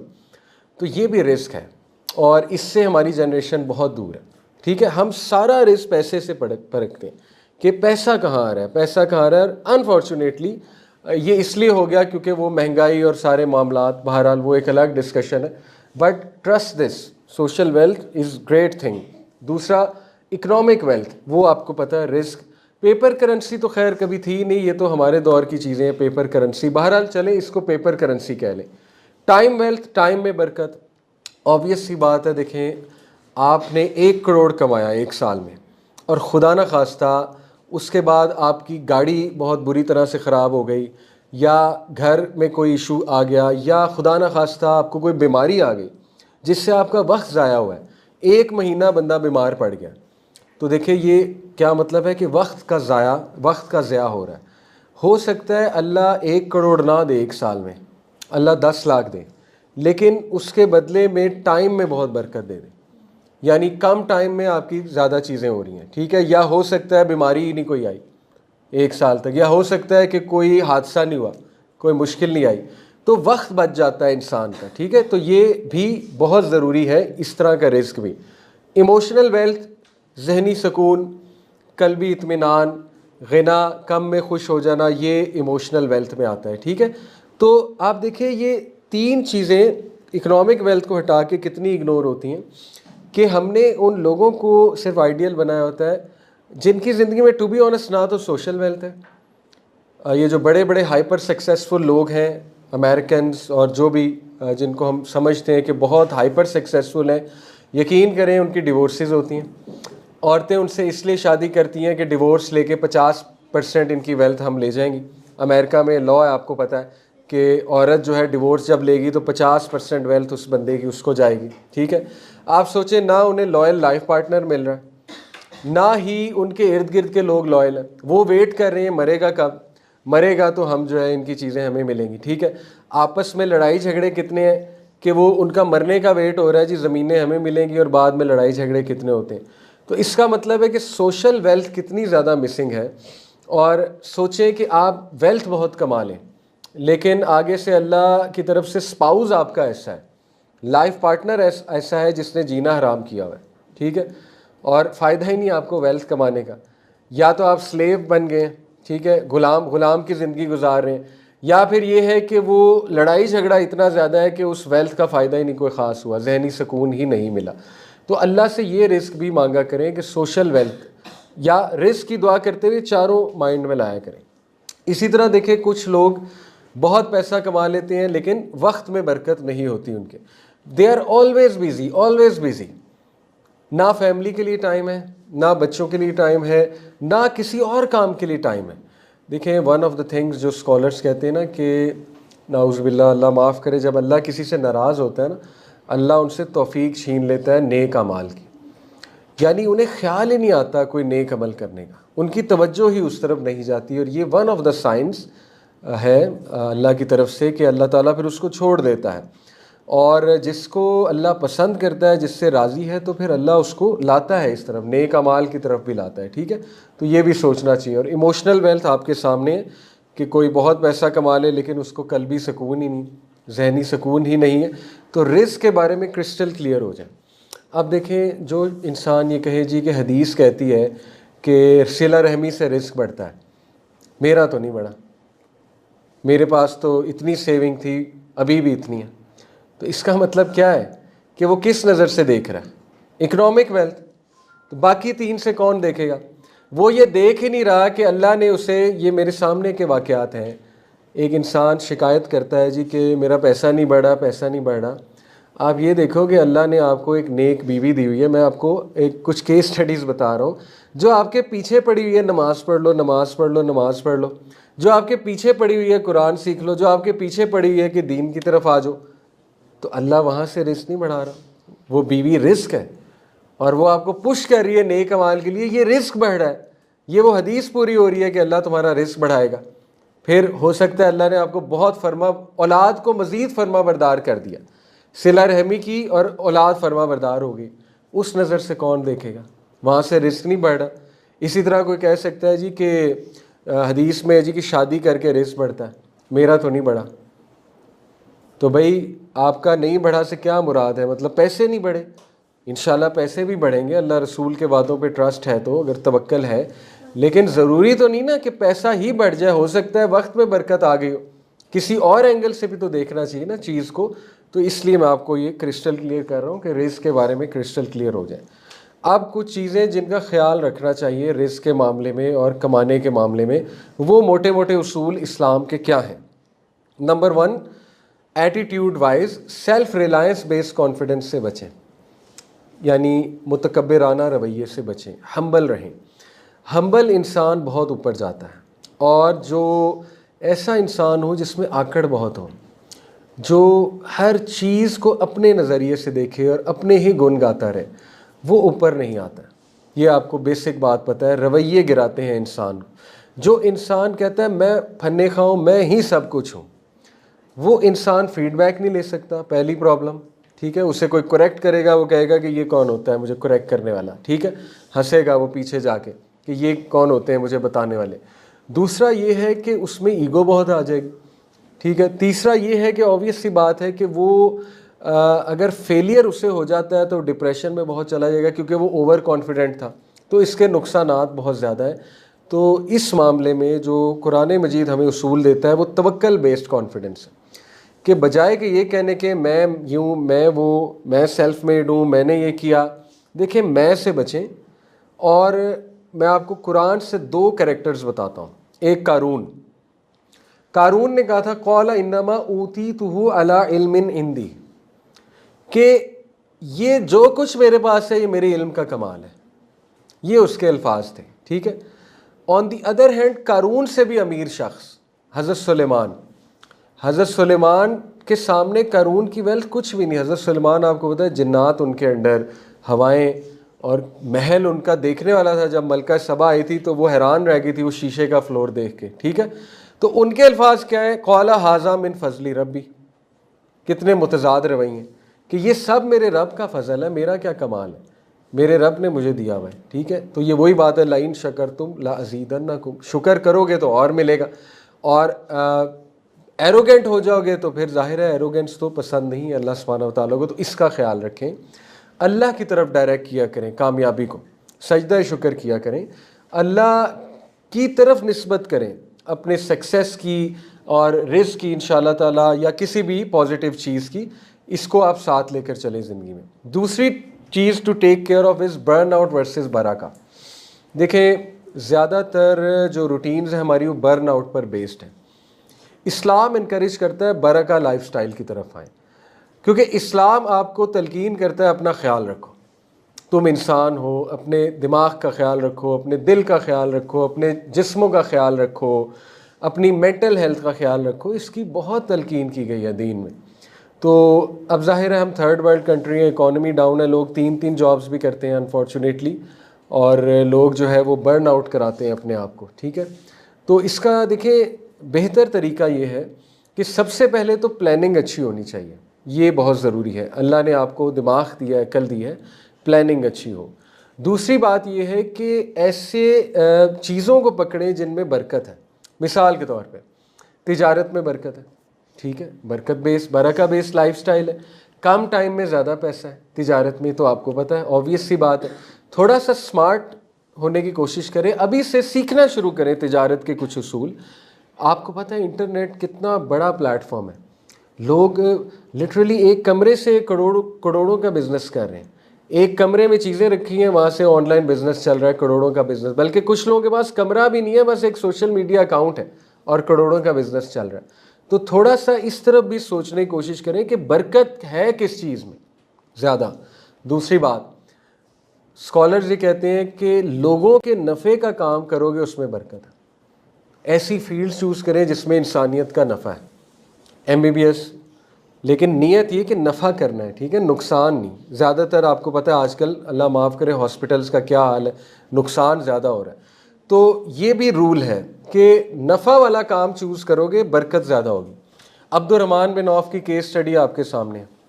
Abdurrahman bin of रज़ियल्लाहु अन्हु, उनके भाई नवीस ने साद बिन मुआज़ बनाए थे, साद बिन उबैदा, इनमें से कोई एक है। दोनों अमीर थे। देखिए नवीस में जो पेयरिंग की थी ना वो बड़ी स्मार्टली की थी, अंसार और मुहाजिरीन की जो मुआखात है, भाईचारा, उसमें पेयर्स बनाए थे। अब्दुर्रहमान बिन औफ का पेयर इंतहाई अमीर इंसान के साथ था, क्योंकि अब्दुर्रहमान बिन औफ बहुत अमीर थे ज़ीरो पे थे, वो ज़ीरो पे मदीना में सब कुछ वो छोड़ आए थे, ज़ीरो से स्टार्ट किया उन्होंने। साद रज़ियल्लाहु अन्हु ने कहा कि आप बताइए, मैं आधा घर आपको देता हूँ, आधी ज़मीन आपके नाम करता हूँ। यहाँ तक इतना जोश था, कहते कि मेरी 2 बीवियाँ एक तलाक दे के आपसे शादी करा देता हूँ। ये बस उनका जोश था, ठीक है, यानी इस लेवल पे वो चले गए। हज़रत साद बिन मुआज़ थे गालिबन। तो अब्दुर्रहमान बिन औफ मुस्कराए, उन्होंने कहा कि just show me the way to the market, यानी उन्होंने इतनी डिग्निटी दिखाई। उन्होंने कहा आप ना ऐसा करें, मुझे बस मार्केट का रास्ता दिखा दें। तो फिर साद उन्हें मार्केट लेकर गए, उन्होंने सर्वे किया, और ज़ाहिर है जो लूप होल उन्हें नज़र आया होगा, बहुत स्मार्ट थे अब्दुर्रहमान बिन औफ, तो उन्होंने फिर डेयरी प्रोडक्ट्स से काम शुरू किया। डेयरी प्रोडक्ट्स, खालिस दूध, खालिस जो डेयरी प्रोडक्ट्स थे वो उन्होंने बेचना शुरू किया। और ये स्कॉलर्स कहते हैं नफ़ा बख्श काम है। किसके लिए? इंसानियत के लिए। आप कोई लूप होल माशरे में ढूंढेंगे जहाँ पे हलाल चीज़ सही से नहीं मिल रही या नफ़ा बख्श चीज़ सही से नहीं मिल रही, आप उस पर सोचना शुरू करेंगे, आप देखें अल्लाह की तरफ से ज़रूर बरकत आएगी। हो ही नहीं सकता बरकत ना आए, तो देखें उन्होंने वो सोचा, वहाँ से बरकत आई। उसके बाद वो उनका नेक्स्ट बिज़नेस क्या था? उनका नेक्स्ट बिज़नेस था स्पेयर पार्ट्स, घोड़ों के, ऊँटों के, जैसे गाड़ियों के स्पेयर पार्ट्स होते हैं। उन्होंने छोटी छोटी चीज़ें जो है ना वो सेल करना शुरू की, जैसे हॉर्स सैडल होता है, आपको पता है वो ऊँट पर लगने वाला पूरा एक सामान होता है, फिर वो हॉर्स शू होता है, ठीक है, वगैरह वगैरह, वो उन्होंने बेचना शुरू किया और अल्लाह ने बहुत बरकत दे दी। देखें अब इसमें किसका नफ़ा है? जानवरों का। जानवर के हॉर्स शू लगेगा, उसके पाँव को कम नुकसान होगा, अच्छा आप बेचेंगे, ठीक है। इसी तरह जो है जानवर की ईज़ के लिए कोई अच्छी चीज़ डिज़ाइन कर देंगे, उस पर बोझ ज़्यादा ना आए। आप देखिए वो किस तरह, किस एंगल से जा रहे हैं अब्दुर्रहमान बिन औफ, और इतनी बरकत अल्लाह ने दे दी कि उन्होंने अब तीसरा बिज़नेस स्टार्ट किया, वो था रेंट आ कार, रेंट आ कैमल, रेंट आ हॉर्स, ठीक है। उन्होंने रेंट पे देना शुरू कर दिया, वो भी इंसानों के नफ़े के लिए था। कैसे कि अच्छे रेंट पे दूंगा, लोग बिज़नेस करेंगे। कितने लोगों को वैसे ही दे देते थे कि जी मैंने लेट से कोई आता था रेडी लगानी, ये लो जी रेडी ले लो मेरे से, मैंने जो है बिज़नेस शुरू किया है, मुझे गधे की ज़रूरत है ताकि मैं कोई सामान कारपेट वगैरह लेकर जाऊँ, ये लो जी, मुझे घोड़े की ज़रूरत है, ये लो, किस्तों पे दे देना, कोई मसला नहीं, कर्ज़ हसना दे दिया। हज़रत आयशा सिद्दीक़ा कहती हैं कि Abdurrahman bin Auf 1/3 of his wealth उससे मदीना चल रहा था। मदीना की पूरी स्टेट अब्दुर्रहमान बिन औफ की वेल्थ से चल रही थी, इतने वो अमीर थे, स्टेट के कामों में लगते थे उनके पैसे। दूसरा 1/3 ऑफ द पैसा उनका जाता था मसाकीन को, चैरिटी, ठीक है ना, और मुख्तलिफ। तीसरा उन्होंने कर्ज दिए हुए थे लोगों को, कर्ज हसना, 1/3 ऑफ हिज वेल्थ कर्ज था, लोग आते थे मांगते थे, दे देते थे। इसके बावजूद $700 बिलियन थे नेटवर्थ जब वो फौत हुए। 7 बिलियन है, 700 मैं शायद थोड़ा भूल रहा हूँ, एनीवे यानी billions of dollars you can say. At his death bed he was owner of $1 billion. How come इतना पैसा खर्च हो रहा है, इतना पैसा खर्च हो रहा है, इसके बावजूद इतना पैसा है मरने से पहले। बहरहाल अल्लाह ने दिया उन्हें, ठीक है। मैं आपको सिर्फ मोटिवेट करने के लिए बता रहा हूँ कि बरका बेस्ड लाइफस्टाइल की तरफ आएँ, नफ़ा बख्श काम की तरफ जाएँ। आप देखें माशाल्लाह लोगों को पढ़ाना कितना नफ़े का काम है। Teaching is a very good profession, doctor is a very good profession, nursing is a very good profession, और उसके साथ साथ कुछ और जहन लड़ा के बिज़नेस करेंगे, अल्लाह उसमें बरकत देगा, अलॉन्ग विद द जॉब ज़रूर देगा। कोई ऑनलाइन काम शुरू करेंगे क्योंकि आप ऑलरेडी लोगों की खिदमत में लगे हुए, ठीक है, तो Allah will take care of other affairs इंशाअल्लाह ताला। ऐसी चीज़ें होती हैं लोगों के साथ कि वो अप्रिशिएट नहीं करते। देखिए वो बहुत ऑनेस्टी के साथ जॉब कर रहे होते हैं और वो रिश्वत नहीं लेते, और लोग उनके आके ना कानों में वसवसे डालते हैं कि भाई तेरी फैमिली कैसे चलेगी, तू रिश्वत नहीं खाता, ठीक है ना, तूने पैसा नहीं लिया, ये वो रियलाइज़ नहीं करते कि अल्लाह ने उनके माँ बाप को सेहत दी हुई है। जो रिश्वत खा रहा है, अल्लाह माफ़ करे, उसके घर में कैसे कैसे मसाइल होंगे आप सोच भी नहीं सकते। बाकी अल्लाह आसानी करे, लेकिन ये भी तो रियलाइज़ करें कि Allah has taken care of so many things because of your honesty. माँ बाप को सेहत दी हुई है अल्लाह ने, माँ बाप आपके सामने हैं, कोई बीमारी नहीं है उन्हें बड़ी, बच्चे आपके सामने हैं, खेल रहे हैं, और रिस्क क्या होता है? रिस्क ये नहीं तो फिर रिस्क और क्या है? लड़ाई झगड़ा नहीं है आपके घर में, ये रिस्क नहीं है तो ये क्या है? दुश्मन नहीं है आपका कोई, ये रिस्क नहीं तो ये क्या है? वो लोग जो रिश्वत खाते हैं, दुश्मन कितने उनके, कभी आप ज़रा उनकी लाइफ जाके स्टडी करें, उनके मामलात कितने ख़राब हैं, ये भी तो स्टडी करें ना। पैसा तो आ गया, लेकिन आगे से ये जो मसाइल आए हैं, 10 मसाइल, वो कौन देखेगा? तो बरका बेस्ड लाइफस्टाइल की तरफ आए, सुबह का टाइम कैच करें। हाइपर सक्सेसफुल मैन की केस स्टडी है कि वो सुबह काम करते हैं। देखें हम ये नहीं कह रहे कि आप सुबह सुबह जॉब शुरू कर दें, 6 बजे उठें और कोई जॉब शुरू कर दें, लेकिन सुबह उठ के बिजनेस प्लान तो कोई बनाया जा सकता है ना। सुबह उठ के ऐसे ऐसे आइडियाज़ आते हैं, आपकी सोच है, उसमें 4 घंटे में वो काम हो सकता है जो 15-15 घंटे लेता है। तो इस्लाम बर्नआउट को इनकरेज नहीं करता, बरका को इनकरेज करता है। फिर ऐसे ऐसे अज़कार बताए हैं नबी सल्लल्लाहु अलैहि वसल्लम ने जिससे बरकत आती है। बिस्मिल्लाह पढ़ के काम करें, बरकत आएगी। घर से निकलते हुए बिस्मिल्लाह तवक्कलतु अल्लाह ला कुव्वता इल्ला बिल्लाह पढ़े, बरकत आएगी, ठीक है। लोगों के साथ ऑनेस्टी से चलें, बरकत आएगी। तो इस पर रिसर्च करें, ये मेरी आपको नसीहत है। आप सबसे पहले इस्लामिक बरका लाइफस्टाइल को सर्च करें, वो क्या है। और मैंने कुछ तो बता दी कि लोगों के नफ़े का काम करो, उससे बरकत आएगी। वो अज़कार, वो दुआएं करो जिससे बरकत आती है इंशाअल्लाह ताला। फिर ये है कि बिज़नेस की तरफ जाओ, उसमें इंशाअल्लाह ताला अल्लाह की तरफ से बरकत है, ठीक है। और ये कि सिला रहमी करो, उसमें बरकत है, वगैरह वगैरह, so on and so fourth. तो देखिए नबी ने सेल्फ़ केयर का हुक्म दिया, अपना ख्याल रखो, इसीलिए स्मार्ट चलो। मैं आपको मज़े की बात बताता हूँ, ये दुआ, अल्लाहुम्मा ला तजअल दुनिया अकबर हम्मिना वला मबलगा इल्मिना। ये एक मेरे दोस्त है बहरिया टाउन में, माशाल्लाह काफ़ी अल्लाह ने उन्हें दिया है। तो वो अक्सर ये बात करते हैं कि मेरी माँ मेरे लिए दुआ किया करती थी और अभी भी करती हैं। पंजाबी में कहते थे कि मेरे पुत्र नू अल्लाह रिज़्क़ दें जिसमें मेहनत ना इतनी करनी पड़े, आसानी से मिलने वाला रिज़्क़ दे दे। तो बड़ी बात है, ये भी तो एक विज़न है ना। आप अल्लाह से दुआ करें, देखिए क्या है, ए अल्लाह इस दुनिया को मेरा बिगेस्ट दर्द सर ना बना दें और इस दुनिया के ही नॉलेज को मेरी नॉलेज की लिमिट ना बना दें। देखिए कितनी खूबसूरत दुआ है कि अल्लाह मैं नहीं चाहता कि मैं खप जाऊं इसी दुनिया में, मैं नहीं चाहता कि मैं ख़त्म हो जाऊं, बर्न आउट हो जाऊं रिज़्क़ के चक्कर में। तो ये दुआ आप ज़रूर किया करें या उर्दू में कर लिया करें कि अल्लाह आसानी से मिलने वाला रिज़्क़ दे, थकाने वाला रिज़्क़ जो है वो मेरी किस्मत में ना हो, जिससे मेरी आखिरत भी जाए, दुनिया भी जाए। दुनिया किस सेंस में जाए कि सेहत भी जाए, मेंटल हेल्थ भी जाए, मेंटल पीस भी जाए और एंड में मिले भी कुछ ना। देखिए कितना बड़ा लॉस है, बहुत बड़ा लॉस है, ठीक है। तो ये भी आपने इसका ख्याल रखना है। अगली बात, ये भी बरका बेस्ड लाइफस्टाइल है। नबी ने फरमाया, अगला पार्ट सुना देता हूँ हदीस का, आप खुद पढ़ें। Whoever is concerned about the hereafter, Allah will settle his affairs, पहला फ़ायदा। दूसरा फ़ायदा, मेक हिम कंटेंट, कंटेंटमेंट देगा, emotional wealth. Number 3, the world will come to him although he is reluctant for it, दुनिया खुद चल के आएगी उसके बाद, जबकि वो दुनिया के पीछे नहीं जाना चाहेगा। और ये सहाबा की केस स्टडी आपके सामने है। अनस बिन मालिक रज़ी अल्लाह ताला अन्हु, नबी सल्लल्लाहु अलैहि वसल्लम के को सर्व किया उन्होंने एज ए ग़ुलाम। अनस बिन मालिक की वालदा नबी वसल्लम के पास से कहा, या रसूलल्लाह मेरे बच्चे को दुआ दें। तो नबी ने बड़ी खूबसूरत दुआ दी, वो हम पढ़ते भी हैं अक्सर। वो दुआ ये है, अल्लाहुम्मा अक्सिर माली व वलदी व बारिक ली फ़ीमा आतवैतनी व तिल हयाती अला ताअतिक वाहसिन अमली वग़फ़िर ली।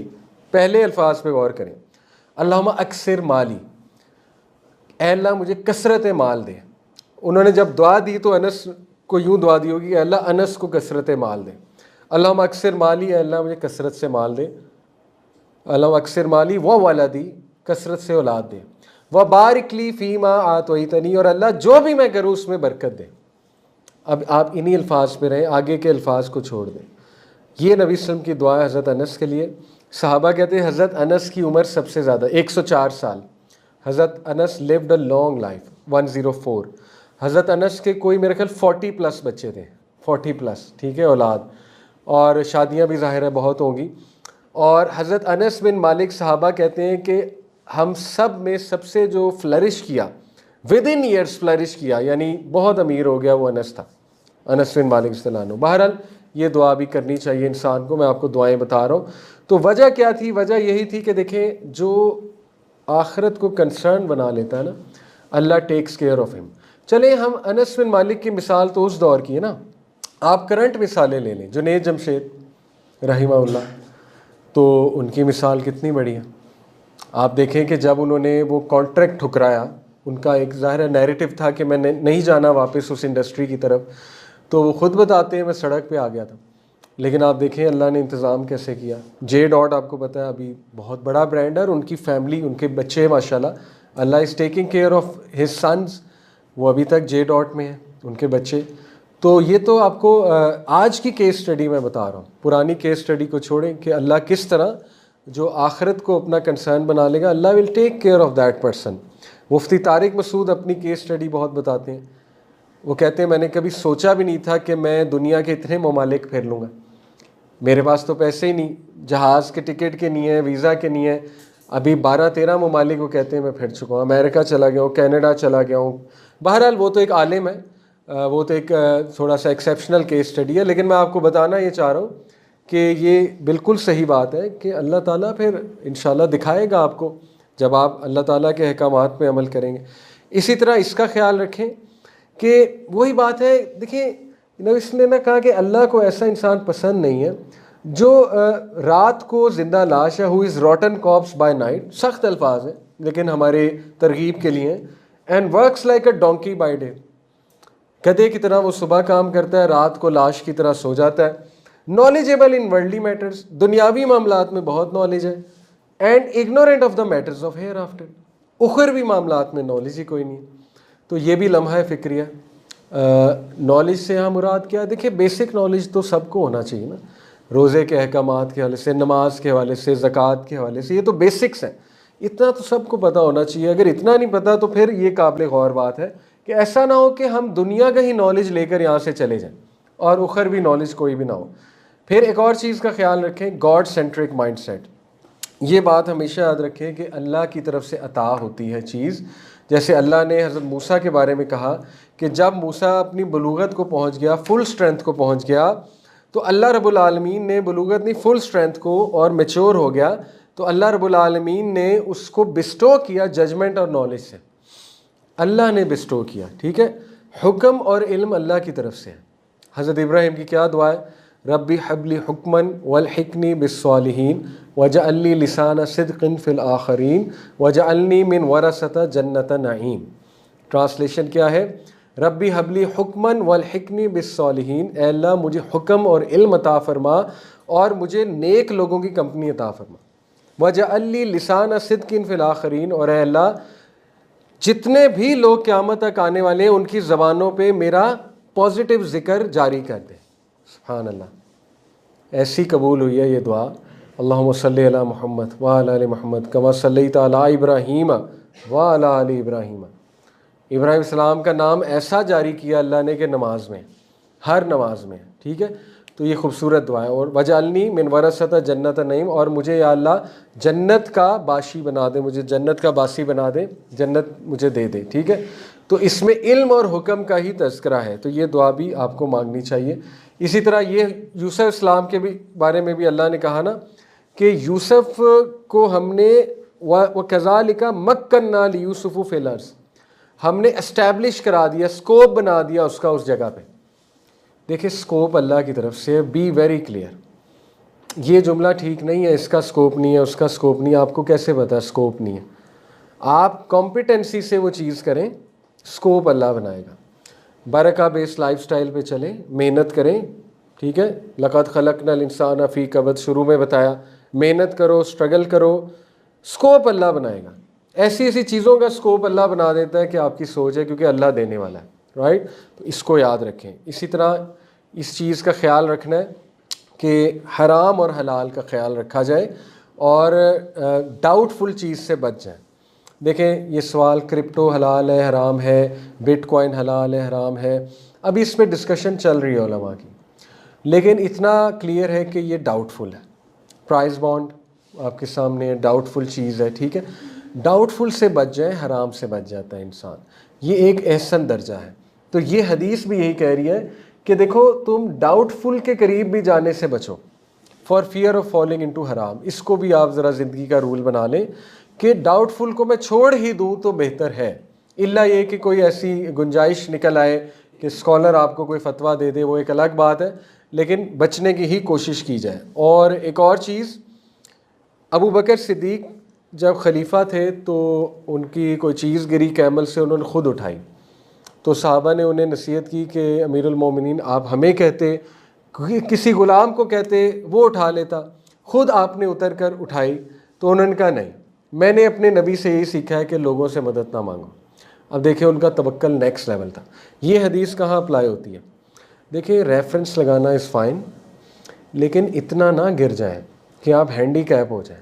ठीक है, हमारी जनरेशन में हैंडीकैप रवैया भी नज़र आता है कि सब कुछ ही कोई और कर दे, नोट्स भी अगला बना दे, इम्तिहान भी कोई अगला दे आए, इंटरव्यू भी कोई अगला दे आए, और बनी बनाई प्लेट पे जॉब जो है वो मेरे सामने हो। तो ये मैंने शुरू में आपको बताया, ऐसे नहीं होता है। थोड़ा सा ख़ुद मुख्तार बनना चाहिए इंसान को, थोड़ा सा डिग्निफाइड बनना चाहिए, अगले के आगे इतना नहीं गिर जाना चाहिए कि बस आप ही मेरी मदद करेंगे, बस आप ही की वजह से सब कुछ है। तो जैसे डॉक्टर इसरार रहीमहुल्लाह कहते थे ना कि तुमने 3 बार किसी से मदद मांगी, 2 बार और वो ना करे, और तीसरी बार भी मांग ली तो ये शिरक में आता है। खैर ये उनका व्यू है, नेसेसरीली शिरक आई डोंट एग्री, बट एक सख्त व्यू है और काबिल गौर बात है कि हो सकता है कि आप चले ना जाओ शिरक की तरफ, इतना उसे ना अल्लाह समझने लग जाओ, सुभान अल्लाह। तो ये भी बहुत अच्छा रवैया है, ख़ुद मुख्तारी। तो हम रिवाइज़ करते हैं कि मैंने आपको क्या क्या things to take care of बताई। सबसे पहले रवैया कि मी से ज़रा बाहर निकल के तवक्कल बेस कॉन्फिडेंस, हाजा मिन फजली रब्बी। और there is a very thin line, लोग जो है ना थोड़ा सा कोई सीख लेते हैं ना उनमें तकब्बुर आ जाता है, थोड़ी सी दौलत मिलती है भूल जाते हैं कि किसके थ्रू हम ऊपर आए थे, ठीक है ना, या गरीब रिश्तेदारों को भूल जाते हैं। तो इसको अवॉइड करें। नंबर 2, बर्न आउट की तरफ ना जाएं, बरका बेस्ड कल्चर की तरफ आएँ और इस पर मज़ीद रिसर्च करें, ठीक है। और ये दुआ कि अल्लाह इसको सर का दर्द मेरा ना बना दे दुनिया को ही, ठीक है, ये बहुत खूबसूरत दुआ है। फिर ये कि हेयर आफ्टर ओरिएंटेड बने, आखरत को प्रेफर करें और देखें अल्लाह आपकी दुनिया कैसे संभालता है, ठीक है, ये बहुत इंपॉर्टेंट बात है। और दुनियावी नॉलेज की तरफ ठीक है आप हैं, लेकिन उखरवी नॉलेज की तरफ भी आएँ, ये बहुत ज़रूरी है। गॉड सेंट्रिक माइंडसेट रखें, स्कोप अल्लाह बनाता है, तरक्की अल्लाह की तरफ से है। इकॉनमी जैसी भी हो, ठीक है, इकॉनमी बुरी है, लेकिन रेस्ट अश्योर्ड अल्लाह ताला ने इससे वर्स्ट हालात में लोगों को ज़िंदा रखा, अल्लाह ताला चलाता है, ठीक है, ये बात याद रखें। और लास्टली 2 ये चीज़ें, हलाल हराम का ख्याल रखें और डाउटफुल को अवॉइड करें, ये बहुत गोल्डन रूल है। और अपना काम खुद करना पसंद करें, खुद मुख्तार बने इंशाअल्लाह ताला। इसमें डिग्निटी भी है, आपकी इज़्ज़त भी है और इसमें आपकी बका है इंशाअल्लाह ताला। आप बग़ैर रेफरेंस के कहीं चले गए तो बहुत बड़ी बात है, लेकिन खैर रेफरेंस लगाने में कोई हर्ज नहीं है अगर वो जायज़ तरह से लगाया जा रहा है, बट कोशिश करें अपना काम खुद करें। अब हम डिस्कस कर लेते हैं इस बात को कि इस्लाम वाहिद मज़हब है जो दुनिया बनाने का भी कहता है, और उसके बारे में मैंने आपको शुरू में ही सुनाया था कि एक नेक बीवी, नेक नेबर, एक बड़ा घर और एक अच्छी सवारी। अल्लाह के नबी ने कहा हैप्पीनेस इन 4 चीज़ों में है, मतलब ये कि इनमें भी है, इससे मुराद ये है। अब ये चारों चीज़ें दुनियावी हैं, बड़ा घर, ठीक है। अब देखिए लोग कितना हैरान होते हैं कि भाई हमने तो हमेशा सुना था सादगी ही है, लेकिन बड़े घर से मुराद है, देखें बड़ा घर होगा तो इंसान बहुत कुछ कर सकता है। आप इस नीयत से पैसा कमाएं, सुभान अल्लाह, मैं आपको नेक्स्ट लेवल विज़न बताता हूँ। इस नीयत से पैसा कमाएं कि अल्लाह मैं अपने घर की बेसमेंट दुरूस के लिए दूंगा। ये नीयत नहीं हो सकती कि अल्लाह मैं बड़ा घर दे मुझे ताकि मैं बेसमेंट दुरूस के लिए डेडिकेट करूँ, अलहुदा की क्लासेस हो वहाँ या किसी और की हो, ठीक है। देखिए कितना नेक्स्ट लेवल विज़न है। अल्लाह तो मुझे बड़ा घर दे, मैं जो है ज़्यादा से ज़्यादा मेहमानों की सेवा करूँ, ठीक है, लोगों को ठहराऊँ, तो ये इस सेंस में हैप्पीनेस है। इसी तरह अच्छी सवारी नबी ने कहा उसमें खुशी है, अच्छी गाड़ी, ठीक है, एक बड़ी गाड़ी, इट्स गुड, बहुत से काम उससे किए जा सकते हैं। और इसी तरह एक नेक स्पाउस, वो खुशी का बाइस है, बहुत बड़ी खुशी का बाइस है, ठीक है। इसी तरह एक नेक नेबर बहुत बड़ी खुशी का बाइस होता है। तो ये चारों चीज़ें आप देखें दुनियावी हैं, इसका मतलब इस्लाम दुनिया बनाने को भी इनकरेज करता है, ठीक है। इसी तरह नबी ने फरमाया कि ये बेहतरीन दुआ है, अल्लाहुम्मा इन्नी अस्अलुकल मुआफ़ाता फ़िद दुनिया वल आखिरा, आफ़ियत मांगी गई है, वेलनेस, अल्लाह वेलनेस दे, दुनिया में भी आखिरत में भी, दोनों में वेलनेस मांगता हूँ मैं तुझसे। ये दुआ आप किया करें इंशाल्लाह अपनी नमाज में। इसी तरह नबी ने फरमाया अपने चचा को कि उन्होंने पूछा था ना, एक शख्स ने पूछा था या रसूलल्लाह सबसे बेहतरीन दुआ क्या है? अल्लाह के नबी ने फरमाया ask your lord for health and wellness in the world and in the hereafter. तो उन्होंने यही फरमाया आफ़ियत मांग, आफ़ियत में हेल्थ भी है, वेल्थ भी है। ये इतना डीप कॉन्सेप्ट है। और इसकी अगर ये दुआ नहीं याद हो रही तो सिंपल दुआ अल्लाहुम्मा इन्नी अस्अलुकल आफ़िया, सिंपल 4 अल्फाज, अल्लाहुम्मा इन्नी अस्अलुकल आफ़िया 3 अल्फाज हैं बल्कि, ठीक है। ये किया करें और सारी चीज़ें जहन में लाया करें।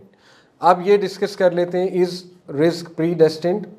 Yes it is, straight answer, but that doesn't mean कि मेहनत नहीं करनी। अल्लाह ताला फरमाते हैं सूरह हूद आयत नंबर 6 में कि कोई भी क्रिएचर नहीं इस दुनिया में, वमा मिन दाब्बतिन फिल अर्ज़, कोई भी क्रिएचर नहीं ज़मीन पे, इल्ला अलल्लाहि रिज़्क़ुहा, सिवाय ये कि उसका रिज़्क़ अल्लाह ताला ने लगाया हुआ।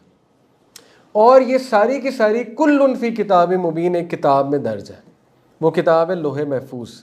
लोहे महफूज में वो चीज़ लिखी हुई है। अब मैं आपको इसकी मिसाल देता हूँ। देखिए, लोहे महफूज है अल्लाह का कामिल इल्म। आपको अल्लाह के इल्म से मसला नहीं होना चाहिए। क्या ख्याल है? अगर अल्लाह को फ्यूचर पता है, आपको क्या मसला है?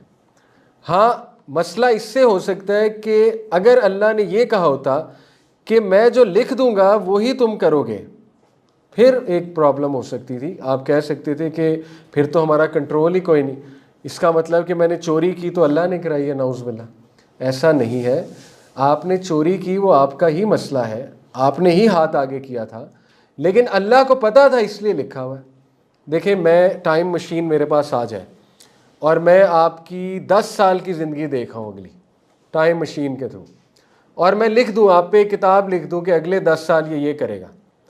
अब वो अगले 10 साल में आप वो करें तो क्या मुझे ब्लेम कर सकते हैं कि जी इन्होंने लिखा हुआ था इसलिए मैंने किया? क्या ख्याल है? मुझे क्यों पता है अगले 10 साल? क्योंकि मैं देख आया हूँ। तो अल्लाह ताला तो आलिमुल गैब है। अल्लाह ताला के लिए तो टाइम एग्जिस्ट नहीं करता। अल्लाह ताला तो क्रिएटर ऑफ टाइम है। अल्लाह को सब पता है। और यही खूबसूरती है अल्लाह से दुआ करने में। हम अल्लाह पे क्यों इतने डिपेंडेंट हैं? क्यों इतने डिपेंडेंट हैं? क्योंकि अल्लाह को फ्यूचर पता है। आपको एक पीर और बाबा जी पता लग जाएं आपके इलाके में जो क्लेम करें कि मुझे पता है फ्यूचर में तुम्हारे साथ क्या होगा, आप तो मुरीदी लगा लेंगे उसकी। आप कहेंगे बाबा जी को तो पता है फ्यूचर में क्या होना है, तो इनके तो कदमों में गिर जाओ, इनसे जाकर मांगो।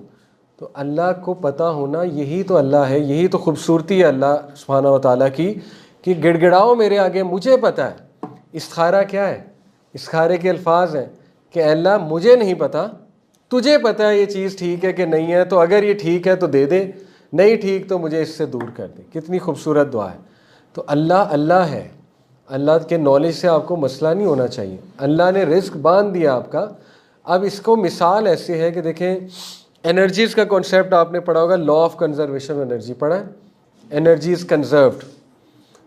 अब इसका मतलब ये है कि इस रूम में 1000 जाउल ऑफ एनर्जी है, सपोज उसमें से 10 जाउल केमिकल पोटेंशियल हो सकती है, 10 जाउल थर्मल हो सकती है, 100 जाउल काइनेटिक हो सकती है, 100 जाउल इलास्टिक पोटेंशियल हो सकती है, और 200 जाउल इलेक्ट्रिकल एनर्जी हो सकती है, so on and so fourth.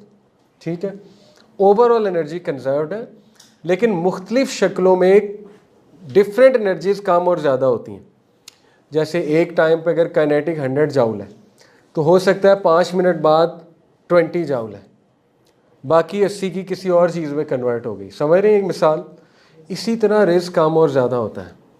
Overall conserved है, कुछ मौक़ों पे ज़्यादा मिल जाता है, कुछ पे अल्लाह खींच लेता है, कुछ पे फिर दे देता है, कुछ पे फिर खींच लेता है, डिपेंडिंग अपॉन अल्लाह ने सीधा कैसे करना है। देखें, अल्लाह ताला हो सकता है आपको कोई चीज़ मिलनी हो, लेकिन आपसे कोई गुनाह हो गया, कोई ऐसी नामुनासिब चीज़ हो गई, तो अल्लाह ताला उसको रोक भी सकता है। अल्लाह अल्लाह है। इसी तरह हो सकता है किसी दिन आपसे कोई बहुत बड़ा अमल हो गया तो अल्लाह ने देना इतना था, डबल दे देगा। ये है मतलब बढ़ाता हूँ और कम करता हूँ। समझ रहे? ओवरऑल वही है, लेकिन बढ़ाना और कम करना ये अल्लाह की डिस्क्रिशन है, किस तरह से देता है। और ये भी मुमकिन है सुभान अल्लाह कि अल्लाह बढ़ा दे, ओवरऑल भी बढ़ा दे, ये भी मुमकिन है। लेकिन वो ओवरऑल बढ़ाना भी लोहे महफूज में लिखा हुआ है। वो इतना कामिल नॉलेज है अल्लाह का। जैसे उम्र, लोहे महफूज में लेट से आपकी उम्र लिखी है 65 साल, लेकिन लोहे महफूज में ये भी लिखा है कि लैलतुल कदर को ये दुआ करेगा अपनी उम्र की और वो 65 से 70 हो जाएगी। ये भी लोहे महफूज में लिखा हुआ है। लोहे महफूज में ये लिखा हुआ है कि इसको ये चीज़ नहीं मिलनी थी, ये पीछे पड़ गया अल्लाह के, इसने कहा अल्लाह चाहिए चाहिए चाहिए, अल्लाह ने दे दी। ये भी लिखा हुआ है लोहे महफूज। इतना कामिल नॉलेज है लोहे महफूज अल्लाह का, लेकिन उससे आपको कोई मसला नहीं होना चाहिए। ठीक है, अल्लाह ताला आपकी कोशिश देखेगा, आपकी दुआएं देखेगा, और अल्लाह ताला ने आपको गारंटी दी हुई है कि मुझसे दुआएं करो, मैं आंसर करूँगा। तो रिस्क यस प्रीडेस्टिन्ड है, लेकिन रिस्क बढ़ता भी है, कम भी होता है, ज़्यादा भी करते हैं अल्लाह ताला, और ओवरऑल भी ज़्यादा अल्लाह ताला कर सकते हैं। अल्लाह हर चीज़ पर कादिर है। ठीक है, ये बात याद रखें। और देखें, नबी ने फरमाया कि रिस्क इंसान को ऐसे ढूंढता है जैसे मौत, जिस तरह मौत उसे पालेगी रिस्क भी उसको ढूंढ लेगा, पालेगा। मसला क्या है?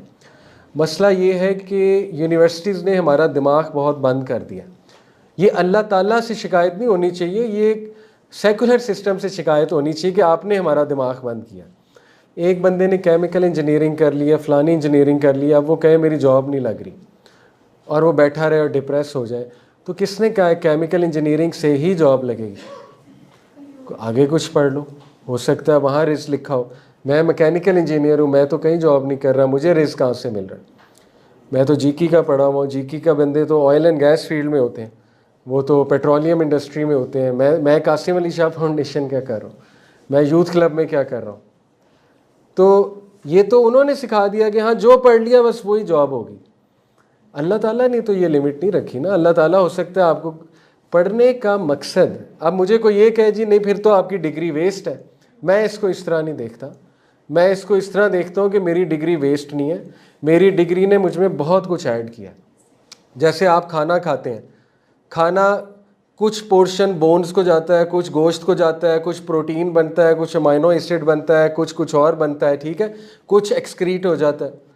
तो इसी तरह पढ़ाई है। ज़रूरी तो नहीं पढ़ाई का वाहिद मकसद पैसा है। भाई इंटेलेक्चुअल ग्रोथ नहीं कराई आपकी डिग्री ने, आपकी सोशल ग्रोथ नहीं कराई आपकी डिग्री ने, आपकी डिग्री ने पर्सनैलिटी में कितनी चीज़ें आपके ऐड की होंगी। आपकी डिग्री ने क्रिटिकल थिंकिंग ऐड की आपके अंदर, आपकी डिग्री ने डिसिप्लिन ऐड किया आपके अंदर, आपको असाइनमेंट्स बनाना सिखा दी, आपको 4 मंथ सेमेस्टर एक उस तरफ लेकर गई डिग्री जो आगे जाके भी चैलेंजेस आप फेस करेंगे। तो इस नज़र से भी तो एजुकेशन को देखना चाहिए। अब अनफॉर्चुनेट बात यह कि माँ बाप का प्रेशर आता है कि जी ये तुमने कर लिया है तो बस अब तुमने यही करना है। तो देखिए खुद की सेल्फ क्रिएटेड प्रॉब्लम्स है जिन पे हम डिप्रेस होते हैं। अल्लाह ने रिस्क नहीं रोका। कुछ लोग कहते हैं बंदिश हो गई, मेरा रिस्क रुक गया। वो दिमाग ने बंदिश की है, घर वालों ने बंदिश की हुई है, ठीक है, उन्होंने रोका हुआ है, या दिमाग ने रोका हुआ है आपको, आपके लिमिटिंग बिलीफ्स ने आपको रोका हुआ है। किसने कहा है कि रिस्क रुक गया? नहीं रुका। हाथ पैर हिलाएं, इंशाल्लाह कहीं और से मिल जाएगा। कितने लोग हैं इंजीनियर होते हैं, डॉक्टर होते हैं, कर कुछ और रहे होते हैं। तो बहरहाल मैं समझता हूँ ये कहना आसान है, बट आई अंडरस्टैंड हमारे कल्चर में it's very difficult specially for females कि वो एक और तरफ निकल जाए। सब आ जाएंगे, कहेंगे जी ये क्या डिग्री ये की थी, ये क्या, सोशल टैबू बना दिया ना। लेकिन मैं आपको बताना चाह रहा हूँ कि देखिए फिर अल्लाह को ब्लेम ना करें, फिर कल्चर को ब्लेम करें। फिर कल्चर गलत है, फिर अल्लाह से शिकायत नहीं होनी चाहिए। अल्लाह ताला कहता है मैं दूंगा, निकलो कुछ और करो, मैं दूंगा। तो खुद आपने रोक लिया, खुद बंदिश लगा ली, फिर अल्लाह से शिकायत नहीं है, ठीक है, फिर मायूसी नहीं होनी चाहिए। तो बहरहाल ट्राई योर बेस्ट इंशाल्लाह। आइडियल तो यही है कि वही मिल जाए जो किया हुआ है, दैट इज़ आइडियल और अच्छी बात है। लेकिन सपोज नहीं मिल रहा तो हाथ पर हाथ धरे बैठे ना रहें, इंशाल्लाह कोई हाथ पैर हिलाएं, हो सकता है आपको कुछ और समझ लग जाए, ठीक है, दैट इज़ वेरी इंपॉर्टेंट इंशाल्लाह। तो इसी तरह ये बहुत खूबसूरत आया है, इससे इस्लामिक फ़लसफ़ा ऑफ रिज़्क साबित हो जाता है। सूरह जुमा की आया या अय्युहल्लज़ीना आमनू इज़ा नूदिया लिस्सलाति मिन यौमिल जुमअति फ़स्अऊ इला ज़िक्रिल्लाह वज़रुल बैअ। ए लोगों, जब अज़ान दी जाए जुम्मे के नमाज की तो सब छोड़ दो। वज़रुल बैअ का मतलब है ट्रेड छोड़ दो, कारोबार छोड़ दो और अल्लाह की रिमेम्बरेंस के लिए मसाजिद में आ जाओ। अगली आया कितनी खूबसूरत है, फ़इज़ा कुज़ियतिस्सलातु फ़ंतशिरू फ़िल अर्ज़ वब्तगू मिन फ़ज़लिल्लाहि वज़्कुरुल्लाह कसीरन लअल्लकुम तुफ़्लिहून। और देखो जब नमाज हो जाए फैल जाओ दुनिया में, अल्लाह का फ़ज़ल तलाश करो। सुभान अल्लाह, मस्जिद में ना बैठे रहो, फैल जाओ, फ़ज़ल तलाश करो। नमाज का काम था तुम्हें मैनर सिखाना, वो सीख लिए, वो सीख के अब दुनिया में फैल जाओ। ये कितना खूबसूरत कॉन्सेप्ट है। देखें नबी सल्लल्लाहु अलैहि वसल्लम गारे हिरा कभी नहीं गए वही के बाद। गारे हिरा वॉज इर्रेलेवेंट आफ्टर वही, दुनिया वॉज रेलिवेंट आफ्टर वही, दुनिया इज़ रेलिवेंट। इसी तरह नमाज पढ़ने के बाद दुनिया रेलिवेंट है। दुनिया बनाओ, जाओ फिरो, फजल तलाश करो, ऑनेस्टी के साथ ज़िंदगी गुजारो। बट इसमें की वर्ड है फन तशरू फिल अर्ज़, फैल जाओ ज़मीन में। नहीं यहाँ पे लग रहा रिज़्क, कहीं और लिखा होगा। ट्रैवल, हिजरत, अल्लाह सुब्हानहू व तआला आपको पता है कुरान की इतनी सख्त आया है, मैं हैरान हो गया वो पढ़ के जब मैंने पढ़ी। अल्लाह कहते हैं कि फ़रिश्ते जब उनकी रूह कब्ज़ करेंगे, कुछ लोगों के बारे में ज़िक्र है, तो फरिश्ते उनसे सवाल करेंगे कि तुम क्यों इस हद तक पहुंच गए, यानी कि तुम्हारी रूह बड़ी मुश्किल से कब्ज़ हो रही है और अल्लाह माफ़ करे डेस्टिन्ड फॉर जहन्नम हो गए तुम। तो वो शिकायत करेंगे कि हमारे लिए मुश्किलात बहुत थी, हम क्या करते, मुश्किलात से मजबूर हो के हम गलत काम कर बैठे। फरिश्ते उन्हें जवाब देंगे कि क्या अल्लाह की ज़मीन वसी नहीं थी? किसने कहा था मुश्किलात में पड़े रहो? क्या हिजरत नहीं कर सकते थे? देखें कितना ब्रॉड विजन हमारा दीन दे रहा है। अगेन ये तो सेल्फ क्रिएटेड प्रॉब्लम्स है ना, वीज़ा और वो बाउंड्रीज बना दी, खैर चले अब तो बन गया, लेकिन स्टिल हिजरत की जा सकती, क्यों नहीं की जा सकती? मिडल ईस्ट मुस्लिम कंट्री है, वहाँ एक्सप्लोर की जा सकती हैं ऑप्शंस। पाकिस्तान में रहते हुए बहुत कुछ किया जा सकता है, ठीक है। तो अल्लाह की तरफ से कोई बंदिश नहीं है, सेल्फ लिमिटिंग बिलीफ्स हैं, वो बंदिश लगाते हैं इंसान के रिस्क पे। इंसान खुद रोक लेता है, ठीक है ना, अपनी तरक्की को और इन सारी चीज़ों को। इस पर गौर करें इस आयत में कि फैल जाओ, अल्लाह के रास्ते तलाश करो जाके। लास्ट चीज़ इनफैक्ट हम डिस्कस कर लेते हैं, ये क्या था? ये था कि क्या रिस्क प्रीडेस्टिन्ड है? Yes, but you have to strive, इंशाल्लाह मिल जाएगा, थोड़ा सा निकलो। जैसे नबी ने फरमाया कि अगर तुम इसी तरह अल्लाह पे तवक्कल करो जैसे चिड़ियाएँ करती हैं, तो तुम्हें बिल्कुल उसी तरह रिज़्क मिलेगा जैसे उनको मिलता है कि वो सुबह निकलती हैं, शाम आती हैं तो पेट भरा होता है। इसमें कीवर्ड है सुबह निकलती हैं, बैठी नहीं रहती। तो निकलना चाहिए इंसान को, ठीक है, हाथ पैर हिलाने चाहिए, इंशाल्लाह अल्लाह ताला खैर करेगा। Ways to increase risk, last चीज़, क्या तरीके हैं रिस्क इंक्रीज़ करने के? देखें वर्ल्डली तो बहुत हैं और वो आप मुझसे ज़्यादा स्मार्ट हैं, आपको ज़्यादा बेहतर पता है इंशाल्लाह। मैं आपको रिलीजियसली इंशाल्लाह कुछ आपके सामने रखता हूँ, ठीक है। वर्ल्डली से मुराद है वर्ल्डली स्ट्रैटेजीज़ के प्रोडक्टिविटी कैसे लानी है और कौन से कैरियर की तरफ जाना है, कौन सा कैरियर पाथ फ़िलहाल ज़्यादा अच्छा जा रहा है। जैसे data sciences is a growing field, वो आपको बेहतर पता है। मैं इंशाल्लाह कुछ दीनवी इंस्ट्रक्शंस आपके सामने रखता हूँ। बड़ी खूबसूरत बात, फाइंडिंग टाइम फॉर इल्म। नबी सल्लल्लाहु अलैहि वसल्लम के पास एक शख्स आया, अपने भाई की शिकायत की, कहा या रसूलल्लाह इसको समझाइए, आपके पास ही बैठा रहता है, दुकान पे इतना नहीं आता। अल्लाह के नबी सल्लल्लाहु अलैहि वसल्लम ने कहा perhaps you are granted provision because of him, इसको ना रोको, इसके यहाँ बैठने से ही तुम्हारा रिस्क लगा है। इसका ये मतलब नहीं कि वो जाए ही ना दुकान पे, इससे मुराद ये है कि इल्म और इल्मी सर्कल्स में जाने से रिस्क बढ़ता है। देखें जो लोग अनएम्प्लॉयड है ना, उनको मैं एक फार्मूला बताता हूँ, कुरान पढ़ना शुरू कर दें, कुरान की तफसीर, फारिग टाइम है ना, जॉबलेस हैं, कुरान तफसीर सीखना शुरू कर दें, सीरत की किताब का मुतालिया करना शुरू कर दें, इल्म है, आप देखें आपकी जॉब कैसे लगती है, गारंटी, मैं आपको फार्मूला देकर जा रहा हूँ, ठीक है। नबी सल्लल्लाहु अलैहि वसल्लम का वादा इल्म के साथ जो जुड़ता है उसका रिज़्क खुलता है। तो इल्म के साथ जुड़ने के फ़ायदे भी कितने हैं, आपकी आखिरत संवर जाएगी, आपका जहन खुलेगा, आपको इस्लाम का पता लगेगा, ठीक है। आप इंशाल्लाह बहुत से जो मामलात हैं वो आपके ठीक होना शुरू हो जाएंगे। तो यस, ये पहली चीज़ है, फाइंडिंग टाइम फॉर इल्म, इल्म के लिए वक्त निकाल लें। मैं नहीं कहता डेली को 4-4 घंटे पढ़ें, देखें डेली सुन लिया करें। यहाँ से आप घर से चल कर आते हैं यहाँ तक या कहीं कहीं और जाते हैं तो कुरान की ट्रांसलेशन सुनी जा सकती है रास्ते में, बरकत भी आएगी इंशाल्लाह, ज़रा समझ भी आएगी कुरान क्या कह रहा है, ठीक है। तो कितनी अच्छी बात है, वक्त का अच्छा इस्तेमाल है, कोई लेक्चर सुना जा सकता है, कोई पॉडकास्ट सुना जा सकता है, तो ये है बात। Second, helping others. नबी सल्लल्लाहु अलैहि वसल्लम ने फरमाया, शॉर्ट करके बताता हूँ हदीस, जब तक बंदा अपने भाई की मदद में लगा रहता है अल्लाह ताला उसकी मदद में लगा रहता है। आपने अपने इर्द गिर्द लोग देखे होंगे जो दूसरों के बहुत काम आते हैं, उनके मामलात अल्लाह ताला बहुत अच्छे से चलाता है, क्योंकि ये रूल है अल्लाह का।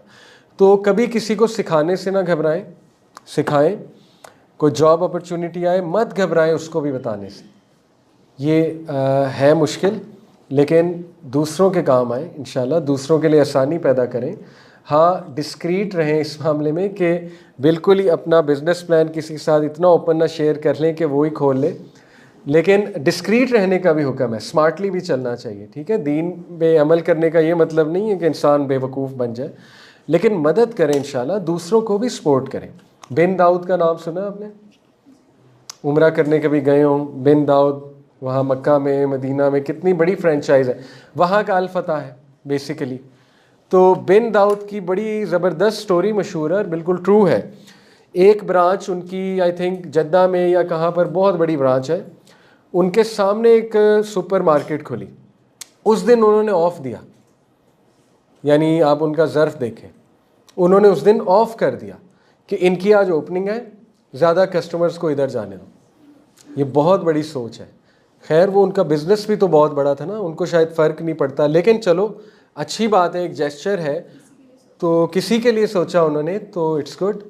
ये बात है असल में, ठीक है, किसी के लिए सोचेंगे तो रिस्क बढ़ेगा इंशाल्लाह ताला। तीसरा, ये वही बात है, be a person of value, जो मैं बता चुका हूँ। तीसरा, सिला रहमी गारंटीड है। सबसे पहले रिवॉर्ड दुनिया में जिस चीज़ का मिलता है वो है सिला रहमी। नबी सल्लल्लाहु अलैहि वसल्लम ने फरमाया कि जो कोई भी अपना रिस्क और अपनी उम्र बढ़ाना चाहता है उसको चाहिए सिला रहमी करे। तो इस्लाम में ना इस्लाम बहुत स्ट्रेंज कभी कभी रूल्स देता है, यानी दुनियावी रूल्स के बिल्कुल ऑपोजिट। देखिए, दुनिया कहती है कि खर्चने से कम होता है, कैलकुलेटर भी यही कहता है। इस्लाम कहता है नहीं, खर्चने से बढ़ता है। दुनिया कहती है कि रिश्तेदारों से मिलना वेस्ट ऑफ टाइम है, टाइम का ज़िया है। इस्लाम कहता है नहीं, रिस्क बढ़ेगा, टाइम निकालोगे अल्लाह ताला और देगा, उनका ख्याल रखोगे अल्लाह ताला और देगा। इसी तरह और चीज़ें आप सोचेंगे बिल्कुल ही रिवर्स चीज़ें हैं, तो अल्लाह ताला का निज़ाम है। बहरहाल, तो सिला रहमी से देखें मुराद क्या है। सिला रहमी पहली बात होती है रिश्तेदारों के साथ, खूनी रिश्तों के साथ, स्पेसिफ़िकली भाई है, सगा, बहन, उनके साथ सिला रहमी होगी। जैसे लड़ाई है भाई बहन में आपस में, जो पहल करेगा सुलह में, सुलह का मतलब ये नहीं है कि उनके साथ बिल्कुल वैसे ताल्लुकात हो जाए जो पहले थे, वो पॉसिबल नहीं होता। जैसे कुछ लोगों ने आपको शदीद नुकसान पहुंचाया होता है और उनसे गहरा ताल्लुक़ रखना बहुत नुकसानदेह हो सकता है। तो इस्लाम ये नहीं कह रहा कि उनसे बिल्कुल वैसा ही गहरा ताल्लुक़ रख लो, क्योंकि दूसरी तरफ ये नसीहत भी तो है ना कि मोमिन एक सुराख से 2 बार नहीं डसा जाता। सिला रहमी का सिर्फ मतलब ये है कि आप उन्हें माफ़ कर दो इंशाल्लाह। आप कहो जी हमारा खाता क्लियर है, मेरा दिल साफ़ है, मैंने आपको माफ़ किया, और कुछ एक्स्ट्रा भी दे दो। जैसे अबू बकर सिद्दीक, उनकी सिला रहमी चेक करें। मिस्ताह उनके खालाजाद, उनकी खाला के बेटे हैं गालिबन, या हज़रत आयशा की खाला के बेटे हैं। बहरहाल, हज़रत मिस्ताह रज़ियल्लाहु अन्हु सहाबी हैं। हज़रत मिस्ताह सहाबी भी हैं, महाजिर भी हैं, हिजरत करके आए हैं, और मिस्कीन भी हैं। तीनों कंडीशन लगती हैं उनमें। सबसे बेहतरीन सदका पता है कौन सा है? उस शख्स पे जो हिजरत करके आए, पहला। नंबर 2 जो रिश्तेदार है आपका। नंबर 3 जो मिस्कीन है। ये बेहतरीन सदका है। अबू बकर सिद्दीक उसको मंथली स्टाइपेंड देते थे। अबू बकर सिद्दीक को अल्लाह ने बहुत पैसा दिया था। हज़रत आयशा सिद्दीक़ा पे जब इल्ज़ाम लगा, खुदा ना खास्ता, वाक़या पढ़ा हुआ है ना आपने, तो उसमें गॉसिपिंग में और प्रोपेगेंडे में इंसान है वो भी शामिल हो गए, खुसर पुसर में। वो भी बातें करने लग गए कि तुम्हें पता है कि इस तरह हुआ है और ये इल्ज़ाम लग रहा है, ये वो। अबू बकर सिद्दीक को पता लगा, वो इतना गुस्सा उन्हें चढ़ा, उन्होंने कसम खाई कि इस शख्स की मैं शक्ल नहीं देखना चाहता, फितरी बात है, और इसको मैं आइंदा से कुछ भी नहीं दूंगा। सूरह नूर की आयत नाजिल होगी। अल्लाह ताला ने कहा कि जो लोग ये कसम खा बैठे हैं कि वो अपने रिश्तेदारों की मदद नहीं करेंगे, उन्हें चाहिए दरगुजर करें, माफ़ करें। क्या तुम नहीं चाहते अल्लाह तुम्हें माफ़ करे? देखिए कितनी खूबसूरत बात अल्लाह ने की कि अगर तुम चाहते हो अल्लाह तुम्हें माफ़ करे तो तुम उन्हें माफ़ करो। अबू बकर सिद्दीक बहुत रोए, उन्होंने कहा मुझे पता है आयत मेरे बारे में, और उन्होंने राइट देन मिस्ता को माफ़ भी किया और उनका स्टाइपेंड डबल कर दिया। ये होती है सिला रहमी। ताल्लुक़ शायद वैसा ना बने पहले जैसा, लेकिन स्टाइपेंड डबल हो गया है, ठीक है। तो ये जो करेगा, रेस्ट एश्योर्ड अल्लाह ताला उसका रिस्क बढ़ाएगा। और सिला रहमी में फिर ये चीज़ें भी आती हैं ना कि आप ताल्लुक़ बस किसी तरह कायम करो, सुलह करवा दो। 2 लोग आपस में नाराज़ हैं आपके रिश्तेदार, सुलह करवा दी जाए, सिला रहमी है। तो ये चौथा है कॉन्स्टेंट इस्तग़फ़ार। फ़कुल तस्तग़फ़िरू रब्बकुम इन्नहु काना गफ़्फ़ारा युरसिलिस समा अलैकुम मिदरारा। सूरह नूह की आयत है। हज़रत नूह अपनी कौम को कहते हैं कि अल्लाह रब्बुल आलमीन से इस्तग़फ़ार करो, वो बहुत बहुत बहुत बख्शने वाला है। इन्नहु काना गफ़्फ़ारा युरसिलिस समा अलैकुम मिदरारा, आसमानों से बारिश बरसाएगा। व युमदिदकुम बि अम्वाल, तुम्हें माल देगा, व बनीन औलाद देगा, व यजअल लकुम जन्नात, बागात खोल देगा, वयज अल्लाह को मनहारा, नहरें खोल देगा। अब देखें दुनियावी फ़ायदे हैं सारे। इस्तग़फ़ार करो, औलाद भी मिलेगी, ठीक है, क्योंकि इस्तग़फ़ार में बंदा झुकता है, हम्बल होता है, जो सही से इस्तग़फ़ार है तो गुनाह छोड़ता है, तो उससे क्या होता है, बरकत आती है रिज़्क़ में। अगर रिज़्क़ बंधा हुआ है, नहीं आपका रिज़्क़ सही से आ रहा, तो गुनाह देखने चाहिए इंसान को, गुनाहों से निकलना चाहिए, गुनाह छोड़ देने चाहिए, ठीक है। इसी तरह रसूल ने कहा ना कि जो कोई मुस्तकिल इस्तग़फ़ार करता है अल्लाह से, अल्लाह ताला उसकी हर मुश्किल आसान करेगा, उसको उसके लिए रास्ते निकालेगा, और तीसरी चीज़ भाई उसे वहाँ से देगा, उसका गुमान भी नहीं जाता। तो इस्तग़फ़ार मुख्तलिफ़ हैं। अस्तग़फ़िरुल्लाह सबसे सिंपल है, अस्तग़फ़िरुल्लाह व अतूबु इलैह, मैं इस्तग़फ़ार करता हूँ और अल्लाह की तरफ पलटता हूँ, इसका ये मतलब है। अस्तग़फ़िरुल्लाह रब्बी मिन कुल्ली ज़म्बि व अतूबु इलैह, ये भी है। लंबे लंबे भी हैं, अस्तग़फ़िरुल्लाह लज़ी ला इलाहा इल्ला हुवल हय्युल क़य्यूम व अतूबु इलैह, ये तो इसको तो नबी ने कहा ना सैयदुल इस्तग़फ़ार, सैयदुल इस्तग़फ़ार खैर दूसरे वाला है, अल्लाहुम्मा अंता रब्बी, लेकिन इसको कहा कि ये इस्तग़फ़ार इतना पावरफुल है कि मैदान जंग से भी भागे हो तो अल्लाह माफ़ कर देगा। तो मुख्तलिफ़ हैं, लेकिन चले आप अस्तग़फ़िरुल्लाह तूबू इलैह को ही पकड़ लें। क्वांटिटी मैटर नहीं करती, क्वालिटी मैटर करती है। क्वालिटी इस्तग़फ़ार करें कांस्टेंट, तो इंशाअल्लाह उससे रिज़्क़ बढ़ेगा। और अगली बात है तक़वा, वमन यत्तक़िल्लाह यजअल लहू मख़रजा व यरज़ुक़हू मिन हैसु ला यहतसिब, कि जो को भी अल्लाह का तक़वा इख्तियार करेगा, अल्लाह वहाँ से देगा, वो गुमान भी नहीं कर सकता, और अल्लाह उसके लिए रास्ते खोल देगा। ये आया सूरह तलाक़ में है। कितनी अजीब बात है। देखें, जब मुतलका को तलाक़ होती है तो वो बड़ी वल्नरेबल होती है, औरतों के बारे में स्पेसिफ़िकली है ये, ठीक है। They have no one to take care of. आपको पता है घर वाले तो इतना सपोर्ट नहीं करते। हमारे माशरे में कोई तलाक़ लेकर बैठ जाए, घर वाले, भाई कहाँ रखेगा, भाई कहेगा कि ये तो बोझ है मेरे ऊपर। उनको गारंटी दी जा रही, वमन यत्तक़िल्लाह यजअल लहू मख़रजा व यरज़ुक़हू मिन हैसु ला यहतसिब, तुम तक़वे के साथ चलो, खुदा खौफी के साथ चलो, अल्लाह ताला रिज़्क़ देगा, फ़िक्र नहीं करनी। कितनी बड़ी गारंटी है। और तक़वा क्या है कि खुदा खौफी। अब देखें, इसको हम इस तरह भी अप्लाई करते हैं कि तलाक़ देते हुए लोग खुदा खौफी नहीं करते। एक मर्द जो है, औरत इतना, आपको पता है हमारी कोर्ट्स में सोशल इशू है, औरत ऐसे ऐसे केसेस कर देती हैं, औरतों की बात करो, झूठे, इस डर से कि हमें कल को मेंटेनेंस नहीं मिलेगी तो झूठे केसेस कर दो कि इसने मेरा इतना देना। इसी तरह मर्द करता है, मर्द भी ज़्यादती करता है, ठीक है। तो अल्लाह कह रहा है तक़वे के साथ चलो, खुदा खौफी, रिज़्क़ अल्लाह देगा। तो इसको जनरली भी अप्लाई कर लें, ओवरऑल लाइफ में तक़वे के साथ चलें। स्कॉलर्स की तो ये सोच थी, वो कहते थे जब हमारी ज़िंदगी में कोई मैटर बहुत टफ़ हो जाता था तो हम समझ जाते थे और हम अल्लाह की तरफ पलटते थे कि ज़रूर मुझसे कोई गुनाह हो रहा है, तो तक़वा इख्तियार करते थे हम अल्लाह का, खुदा खौफी अडॉप्ट करते थे तमाम मामलात में, तो उससे रिज़्क़ खुल जाता था, ठीक है। और आखिरी चीज़, कीप थिंग्स सिंसियर, मुखलिस बनकर रहें, ये बहुत ज़रूरी है। देखें, मुखलिस इंसान की बड़ी कदर है और उसको अल्लाह ऊपर ले आता है। तो अपने तमाम मामलात में इंटेंशन अच्छी रखें, नीयत अच्छी रखें, इखलास के साथ चलें लोगों के साथ, और किसी का नुकसान ना करें और किसी की खैर ख्वाही की ही ख्वाहिश करें, तो उससे आप देखें रिज़्क़ खुलेगा।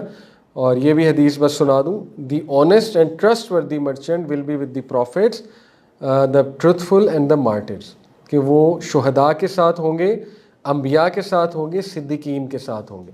तो देखें, यहीं पे आप इसी हदीस को ले लें। और दूसरी तरफ वो बातें हैं कि नहीं जी सच बोले तो सौदा नहीं बिकता, तो मर्ज़ी है, जो बंदा झूठ बोल के गाड़ी बेच लेगा, पैसे तो कमा लेगा, लेकिन बाकी की चीज़ें उसकी 10 और ख़राब हो जाएंगी, तो उनको कौन देखेगा। इसी तरह हो सकता है कोई ऑनेस्ट काम करके पैसा इतना ना कमाए, लेकिन बाकी की 10 चीज़ों की अल्लाह हिफाजत कर ले। तो थोड़ा सा इस तरफ भी हमने सोचना है इंशाल्लाह, और परेशान नहीं होना। रिज़्क़ का वादा है, लेकिन बंदिश खुद ना लगाएं अपने ऊपर, सेल्फ लिमिटिंग बिलीव्स की वजह से या कल्चरल नॉर्म्स की वजह से।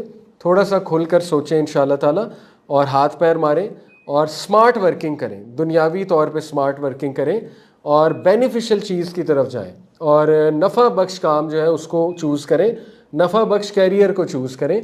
तो आप देखें अल्लाह ताला दिमाग भी खोलेगा, दरवाज़े भी खोलेगा रिज़्क़ के। और बाकी जो इस्लामिक चीज़ें मैंने बताई, इस्तग़फ़ार है, नमाज का ख्याल रखें इंशाअल्लाह ताला, और तक़वे के साथ मामलात चलाएं, सिला रहमी करें, तो ये चंद एक चीज़ें, आई होप रिस्क का कॉन्सेप्ट इंशाल्लाह आपका काफ़ी क्लियर हुआ होगा। अल्लाह ताला हमें हलाल रिस्क की तौफीक अता फरमाए। कोई सवाल है तो बता दीजिए, अदरवाइज़ जी। सर मैंने ये पूछना था, जैसे अब आजकल ये सोसाइटी ने एक तरीका बना लिया कि गर्ल्स को प्रोमिनेंट करते हैं। जब हम जॉब पे जाते हैं अर्निंग के जरिए उन्होंने गर्ल्स को ज़्यादा प्रोमिनेंट जी जी कि मैं एक जगह इंटरव्यू देने गई तो उनकी डिमांड थी कि गर्ल्स रखें। जी। तो मैंने पूछा कि क्यों गर्ल्स की, तो वो कहते हैं कि जब हम फ़ोन करते हैं तो मेल की आवाज़ सुनते हैं तो वो साथ ही फ़ोन करते सही, हैं, ऐसे और ही जब गर्ल्स की आवाज़ सुनते हैं तो वो आगे से जवाब देते हैं, प्रोडक्ट सेल्स करते हैं। ऐसे ही है। तो इस बारे में क्या? देखिए, उनको चाहिए ऐसी जॉब ना करें जो फीमेल्स हैं।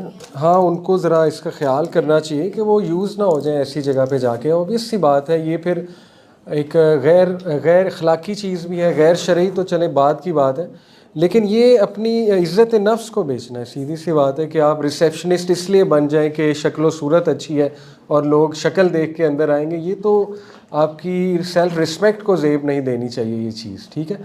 तो बहरहाल अनफॉर्चुनेटली ऐसा ही है, आप सही कह रही हैं, लेकिन कोशिश करें ऐसी जॉब को ऑप्ट ना किया जाए और ऐसी जगह पे ना जाया जाए। बैंकिंग के ऊपर वही है, देखिए जो डायरेक्ट सूद के साथ इन्वॉल्व है वो तो फिर जॉब ठीक नहीं है, लेकिन जो डायरेक्ट नहीं इन्वॉल्व है, जैसे इस्लामिक बैंकिंग, चलो एक फतवा आ गया उसके ऊपर, स्कॉलर ने ज़िम्मेदारी जब ले ली कि ठीक है, मैं कहता हूँ ये ठीक है, जायज़ है इस्लामिक बैंकिंग, तो वहाँ पे हम नहीं कहेंगे उनकी नौकरी हराम है। अच्छा, एक रूल और समझ लें, फ़िक़्ह का एक असूल है कि एक है हराम कमाना, हराम काम करना, एक है हराम तरीके से करना, ये दो अलग चीज़ें हैं। मैं आपको मिसाल देता हूँ। अब गुल अहमद हो गया या जितनी भी लॉन्स हो गई, वो क्या बेच रहे हैं? लॉन, औरतों के कपड़े, हलाल है कि हराम है? हलाल है। ओवरऑल उनका बिज़नेस क्या है? हलाल। लेकिन अगर हराम तरीके से बेचेंगे, मॉडल्स को खड़ा करेंगे सामने, ठीक है, तो तरीका हराम है लेकिन काम हराम नहीं है। समझ रहे? जो तरीका है उस पर अल्लाह अलग सवाल करेगा, लेकिन जो इनकम है वो हलाल है। ये रूल भी बड़ा इंपॉर्टेंट है। यही रूल यूट्यूब मोनेटाइजेशन पे लगता है। अगर कोई अच्छा कंटेंट प्रोड्यूस कर रहा है, काम क्या है? हलाल, लेकिन उसमें कोई ऐड लग जाता है म्यूज़िक वाला या कोई औरत वाला जो उसके कंट्रोल में नहीं है, तरीका थोड़ा सा डाउटफुल है, तरीका थोड़ा सा गलत है, तरीके पे उससे अलग सवाल होगा, लेकिन इंशाल्लाह इनकम हलाल है। समझ रहे हैं? ये एक बहुत इंपॉर्टेंट बात है। इसी तरह कोई जॉब आप कर रहे हैं तो इट्स सेल्फ काम ठीक है तो हलाल है, लेकिन अगर वो हराम तरीके से हो रहा है तो वो उसका अलग सवाल होगा। तो आई होप इट आंसर, ये भी एक रूल जो है बड़ा इंपॉर्टेंट है। जी, वो एग्जैक्टली क्या होती है?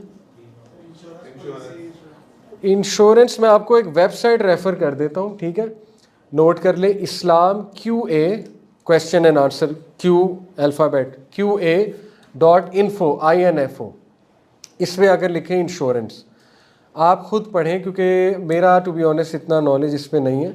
आप यहाँ पे इंश्योरेंस लिखेंगे, बहुत से फतावा आ जाएंगे, और ये वेबसाइट काफ़ी अच्छी है, मैं इसी को फॉलो करता हूँ, सऊदी उलमा की है, काफ़ी वो मॉडरेट है और हाईली एजुकेटेड स्कॉलर्स हैं। तो इस्लाम QA.info पे जाकर आप ऐसे सवाल सर्च करें इंशाल्लाह। बैंकिंग को भी सर्च कर सकती हैं आप, जैसे आपने सवाल पूछा ना, बैंक जॉब को सर्च करें इस्लाम QA.info पे जाके। ठीक है जी, जज़ाकल्लाह खैर, अस्सलाम वालेकुम।